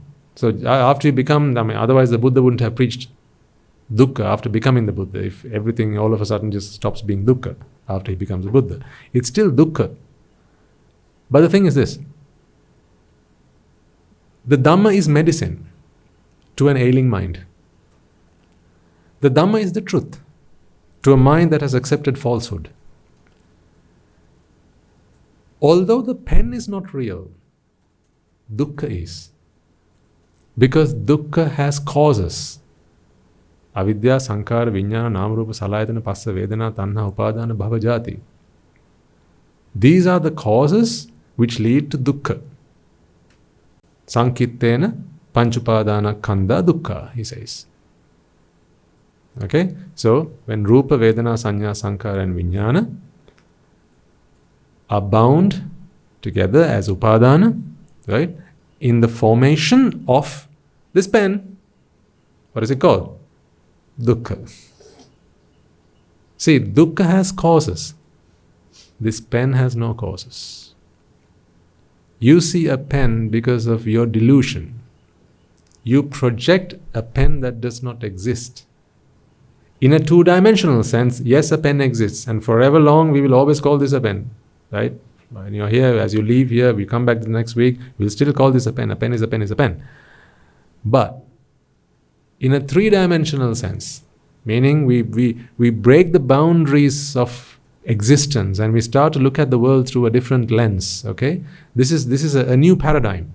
Once we start to look at the world through that lens, we begin to understand that actually what I see here is not a pen. Although I might call it a pen, just like you call this a leaf, just like you call this Swaminathan, a robe, a whiteboard, a microphone, and so on. The reason that you feel that the microphone here exists, there's a board here, there's a pen here, right? And when you call this a pen, you can't stop yourself from thinking that a pen actually exists here, right? I'm shaking like this to try and get the point across to you. That is because dukkha is happening right now. In that mind of yours, dukkha is happening. As a result, you see a pen here. So what you really see here is not a pen. What you see here is dukkha. Not here in my hand. What I'm saying is, as I hold this in my hand, you see something that I am not showing you. Think of it in those terms. You're seeing something that I am not showing you. Like when you see magic. Yeah? Now you know that there's a logic to magic, isn't there? We call it magic because we don't see the logic. Right? But a magician is someone who understands the logic behind the magic. Otherwise he wouldn't be able to perform the magic trick. So when do you see magic? When you don't know the logic. But when you know the logic, now it's no longer magic. Yeah? In the same way, when you see this pen, if you don't understand dukkha, you think this is a pen. But as you begin to understand the Dhamma, as ignorance begins to fade away and in its place you have wisdom, you realize if all things are anicca and if all things are anattha, in other words, if all things are causative, there's cause and effect always in play and separation cannot happen, how can there be a pen? There can only be something that cannot be separated as well as something that is cause and effect driven, which is dukkha. That is what you see. Right? You project those separations, you project. And once you project that, you fail to see the cause and effect nature of it. You think that's an entity, a separate entity, just like you see this pen as a separate entity. But the very reason that you see this pen here is because dukkha is happening right now. Where? Not in this pen. Right there. Right there. Why is that dukkha and not the pen? Because the whole world is driven by the phenomenon of anicca and anaththa. There cannot be a fixed pen here. It's impossible. It's impossible because anicca is always there. The characteristic of anicca overrules. The characteristic of anaththa overrules. So therefore there cannot be a fixed pen. No matter how hard you try, there cannot be a fixed pen. But what is it you see then here? That is dukkha. When there cannot be a pen, you see a pen. That is because of dukkha. See, this is why stanza that comes in the Visuddhimagga, I'm trying to remember it now. If it comes back to me, I'll tell you. Atanimbiti dukkho esamaggo visuddhya. That's in the Visuddhimagga. Where does it start? Thank you. Sabbe sankhara anicchati. Sabbe sankhara dukkhati. Sabbe Dhamma anatthati. We talked about that one of those days, right? A few weeks back. Why the Buddha talks about the Dhamma being Anaththa. He talks about Sankhara being Anicca, he talks about Sankhara being Dukkha, and why all of a sudden he says the Dhamma being Anaththa. Right? Sabbe Sankhara Anicchati, Sabbe Sankhara Dukkhati, Sabbe Dhamma Anattati, Yatha Panyaya Passati, Atanibbati Dukkho Esamaggo Visuddhya. See, what he's saying there is, through Anicca, Dukkha and Anaththa, okay, Yada Panyaya Passati. Through your wisdom, you understand this. This understanding of this is wisdom. Okay? Yada Panyaya Passati. Atha Nibbindati Dukkho. Atha is thereupon. You free yourself from dukkha. You free yourself from dukkha. Esamaggo Visuddhya. See, through your understanding of anicca, through your understanding of anaththa, through your understanding of dukkha, so through your understanding of anicca, dukkha and anaththa, you begin to realize the true nature. And when that happens, atha nibbindati dukkho. See, when you begin to understand that this is all anicca, right, cause and effect, this is all inseparable. Therefore, what's going on when you see a pen is dukkha. Now you free yourself from dukkha. All this while, you played along with it, you went along with it, you were okay with it because you thought there was a pen here. You didn't see a problem.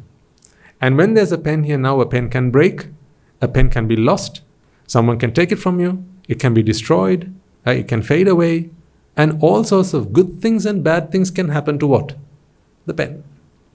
How can good things and bad things happen to something that does not exist? Of all the things that exist in this universe, what proportion do you think we see? Hardly any, right?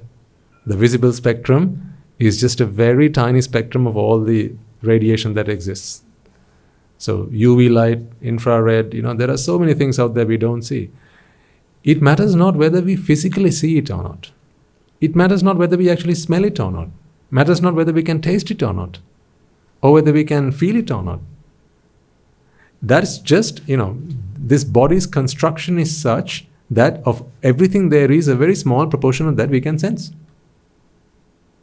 I mean, that's just the way it is. Now, there will be people who can see things we can't see. Now, we know there are animals who can hear things we can't hear. But whether that is something we can see or cannot see, can hear or cannot hear, if it is something that exists, if it is something that exists in this universe, it is something that is a result of cause and effect. It is something that cannot be separated. It is something that has the characteristic of dukkha. In other words, to an ignorant mind, it will be interpreted as a fixed entity. Why so? Because it's ignorant. In other words, it does not understand anicca, it does not understand anaththa, and therefore it sees it as sukha. So now we can understand what is meant by nicca, sukha and aththa.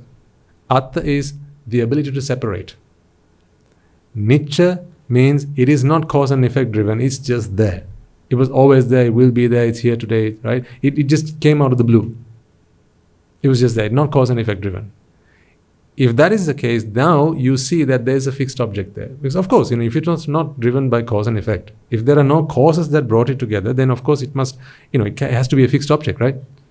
Only things that have come together because of cause and effect can be a non-fixed entity. Otherwise, it has to be a fixed entity. If you ask someone, where does God come from? Where is the origin of God? You have no answer to that. Because God didn't have a father. He didn't have a mother. He was just always there. He was omnipresent and he was always present. Meaning he had no origin. Meaning he's always there. Because what doesn't have a beginning doesn't have an end. Yeah? Only things that have a beginning can have an end. Because what is a beginning? It's when the causes come together. What is an end? When the causes disperse. So anything that has a beginning is something whose causes have come together to manifest it. Whether you see it or you don't, right? And what is it? What is something that ceases to exist? It's that whose causes have dispersed and therefore it no longer manifests. But either way, an ignorant mind, because all minds that went to the Buddha in search of help were ignorant minds, just like you and I.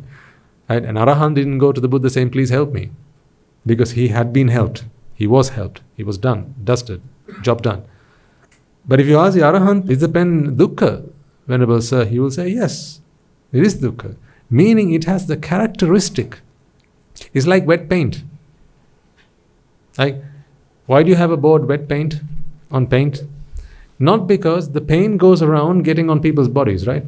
If you go to it, then paint gets on you. Yeah, that's why you have the board on there. You don't have to run away from the paint. Because the paint doesn't come after you. But if you go and touch it, if you go and sit on it, then you're going to get it all over yourself. That is the nature of wet paint. The nature of all Rupa is such. Rupa, Vedana, Sanya, Sankara, Vijnana, ladies and gentlemen, have no intention to hurt you. They're not here to hurt. They're simply here to do a job. That is to mind itself. They're here to arise, give you information of what has just been seen and pass away. Like the news. We talked about this. But if you misuse it, if you misunderstand its purpose, if you think otherwise of it, now you begin to misuse and abuse Rupa, thinking Rupa is here to do more than what it's here to do. Now what happens? Rupan Rupattaya. Meaning, what is Aththa again? Separation. Right? So Rupan Rupattaya. Meaning, when there's a Rupa that you misunderstand, now you begin to try or attempt to separate that Rupa. Why so? Sankatang abhisankaranti. To create this sankata. What sankata? The sankata of jati. Dukkha. This is what's going on here. In your mind, you can't help trying to separate this Rupa from all other Rupas. There's Rupa here also. But you don't see that as a pen. I'm not talking about the physical seeing it. I'm talking about the internalization of this pen. Internally, you see this pen as a separate object. It's not just the physical side. I emphasize it time and time again, right? Because I don't want you walking out saying there are no pens in this room. Yes, there are. There are 3 pens here. Okay? What I want you to understand is, although there is a physical arrangement here, the reason that you see there's a fixed pen here is because Rupan Rupattaya Sankatang Abhisankaranti.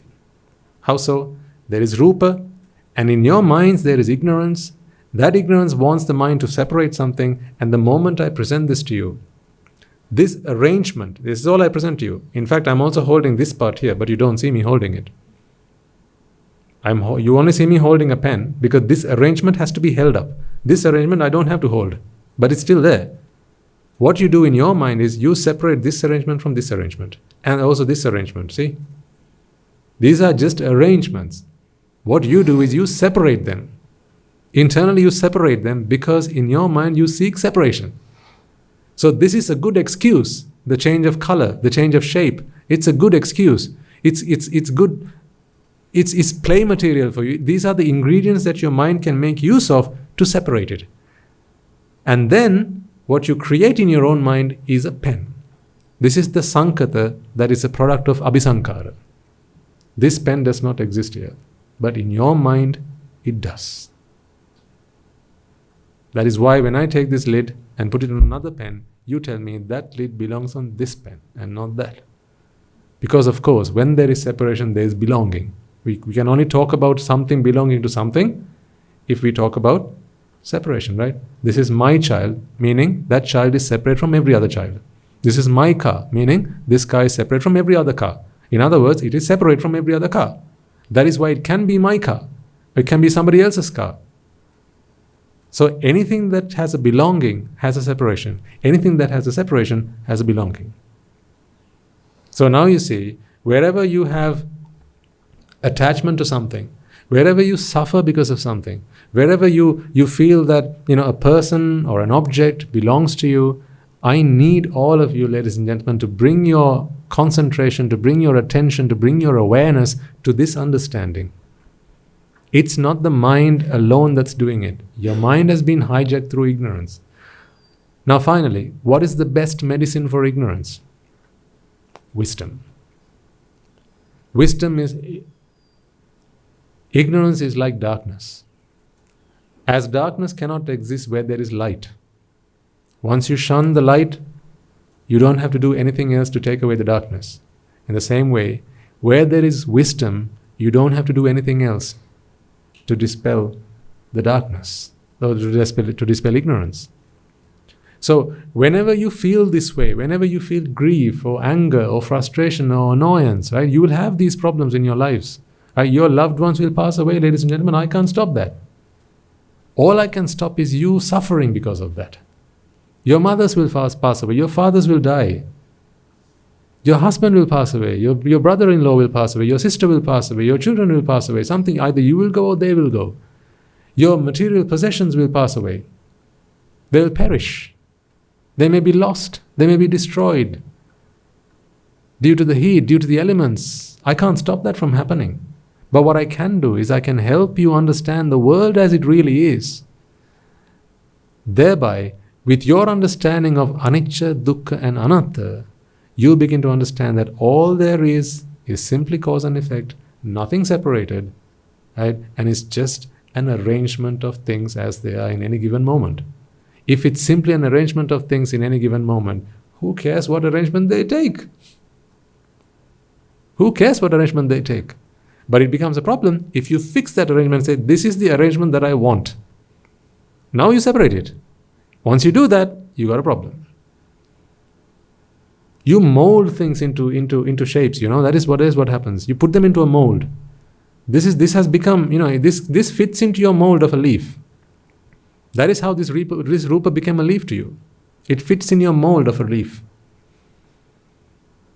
Your projection of a leaf has made this a leaf to you. Again, I'm not talking about what you see through your eyes. I'm talking about how you sense it internally, the perception of it. Now, that bridge you're going to have to jump on your own. I keep on saying about this, right? This is not, I'm not talking about what you see through your eyes. I'm talking about something you perceive. If you still don't understand what I mean by those two things, all I can do is continue to try and explain it to you, give examples, brief metaphors and similes and analogies. Unfortunately, I can't get you to see what I'm asking you to see. That has to happen on your own. Everyone to their own merits. Okay? But I'll keep trying. You have to keep trying. Eventually it will happen to you. You will begin to understand what I'm trying to get across to you. If you don't today, it's all right. That's why I say Nibbana is not something you got to do. You just need to let it happen. Once you see what I'm asking you, what I'm trying to explain to you, perhaps on that day you can think, Nibbana is beginning to happen for me. When you begin to understand. You can't come and ask me, Swaminatha, have I understood? I can't answer that question. Because I tell you, there is a leaf, there isn't a leaf. You can't come and ask me, Swaminatha, have I understood that?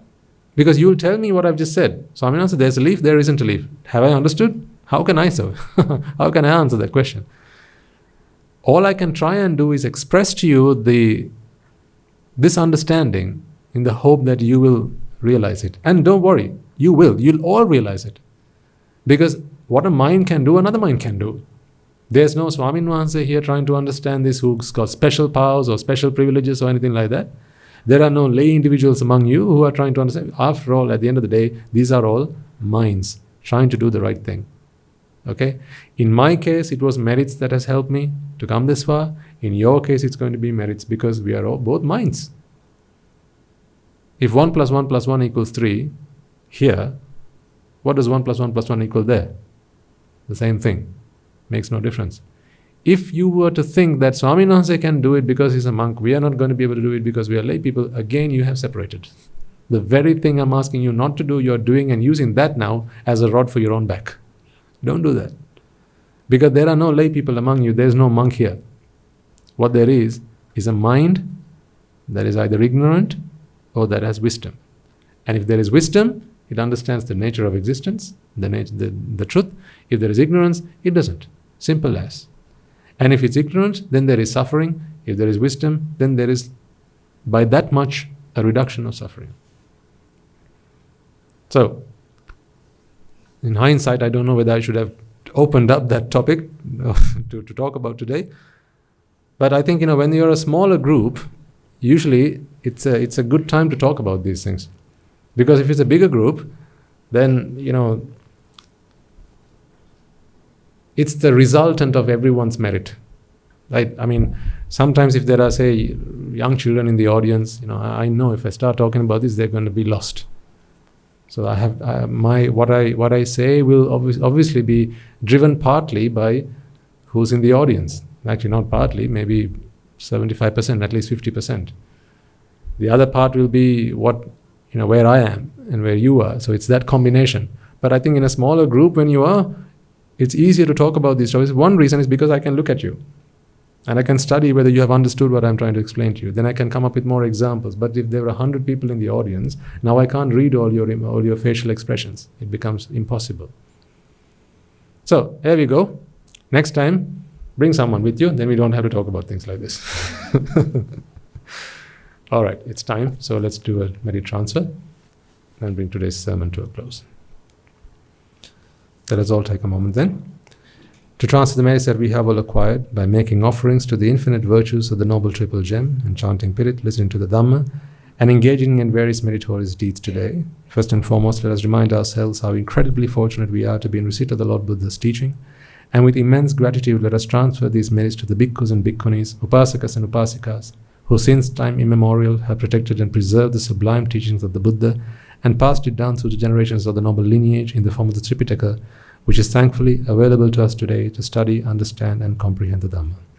Let us also transfer the merits we have acquired to all members of the Mahasangha present throughout the world, including the chief prelates of all of the chapters who dedicated their lives to the noble path and have committed themselves towards the betterment of all sentient beings. Let us not forget that among them are the monks and nuns resident in your local temples and nunneries who have always been by your side through thick and thin, come rain or shine. Let us also transfer these merits to Guru Swami Nahanse as well as all the teachers resident at the monastery, the Anagarikas and the Anagarika communities attached to the monastery. Let us also take a moment to transfer these merits and express our gratitude to those who make great efforts to disseminate the teachings of the Buddha, be that by transliterating these talks, sharing them out with others or inviting others to join them, and may by the power of these merits, if any of them have been born in the woeful plane, they redeem themselves and be born in the blissful plane. May by the power of these merits they abstain from the unmeritorious deeds, fulfill the meritorious deeds, fulfill the noble eightfold path, and may they all attain the supreme bliss of Nibbana. Sadhu, sadhu, sadhu. Let us also take a moment to transfer the merits we have acquired to our devotees, friends of the monastery, who for the sake of merits continue to sustain the Mahasangha. This includes everyone from those of you who have contributed to the construction of the monastery to those who provide the Mahasangha with shelter, alms, robes and medicines, as well as those who passed on their know-how and continue to extend their well wishes. May by the power of these merits they abstain from the unmeritorious deeds, fulfill the meritorious deeds, fulfill the noble eightfold path, and may they all attain the supreme bliss of Nibbana. Sadhu, sadhu, sadhu. Let us also take a moment to transfer the merits to our mothers, fathers, husbands and wives, brothers and sisters, sons and daughters, grandparents, uncles, aunts, cousins, nephews and nieces, our elders, friends and acquaintances, employers and employees, and to all those who have helped us, supported us and assisted us along the way. By the power of these merits, may they be healed of any physical and mental ailments and overcome any obstacles to their spiritual progress. May they abstain from the unmeritorious deeds, fulfill the meritorious deeds, fulfill the noble eightfold path, and may they all attain the supreme bliss of Nibbana. Sadhu, sadhu, sadhu. Let us also take a moment to transfer the merits to the devas, brahmas, spirits and demons, primarily the Sakka Deva as well as all the numerous gods and deities who are committed to protect and fulfill the Sambuddha Sasana. Let us transfer merits to our guardian deities who keep a watchful eye over us and keep us out of harm's way. And may by the power of these merits they prosper in divine power and wisdom. May they abstain from the unmeritorious deeds, fulfill the meritorious deeds, fulfill the Noble Eightfold Path, and may they all attain the supreme bliss of Nibbana. Sadhu, sadhu, sadhu. Let us also take a moment to transfer merits to our ancestors who have predeceased us, and to all those who have been our families, friends, and acquaintances in this infinitely long journey of samsara, and to those who have helped, supported, and assisted us along the way. Let us transfer these merits to the members of the armed forces, as well as the police force who sacrificed their lives to protect the peace and harmony of our nation, and may all those who lost their lives in the war, be their friend or foe, rejoice in the merits we have acquired today. Let us transfer merits to all those who lost their lives to natural calamities such as tsunamis and earthquakes, landslides, pandemics, forest fires, earthquakes, and so on, reminding ourselves that among them will be those who have been friends and family to us in this long journey of samsara.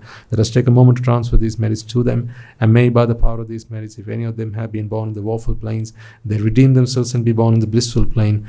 May they abstain from the unmeritorious deeds, fulfill the meritorious deeds, fulfill the Noble Eightfold Path, and may they all attain the supreme bliss of Nibbana. Sadhu, sadhu, sadhu.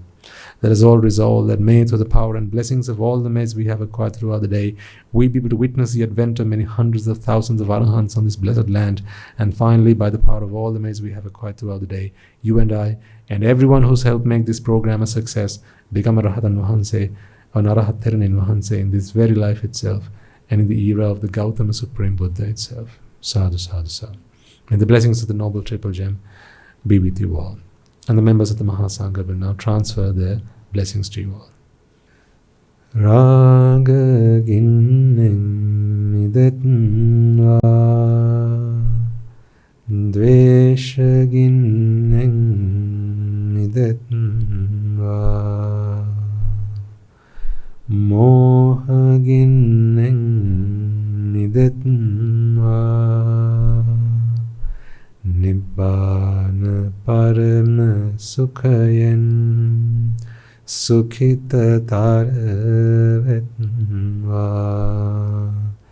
Nibbana Parama Sukhayen Sukhita Taravetva,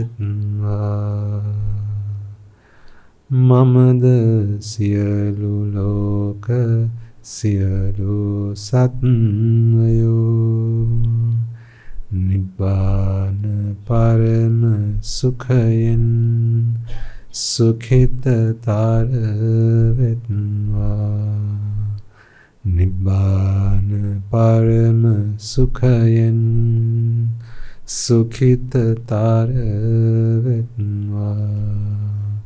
Nibbana Parama Sukhayen Sukhita Taravetva,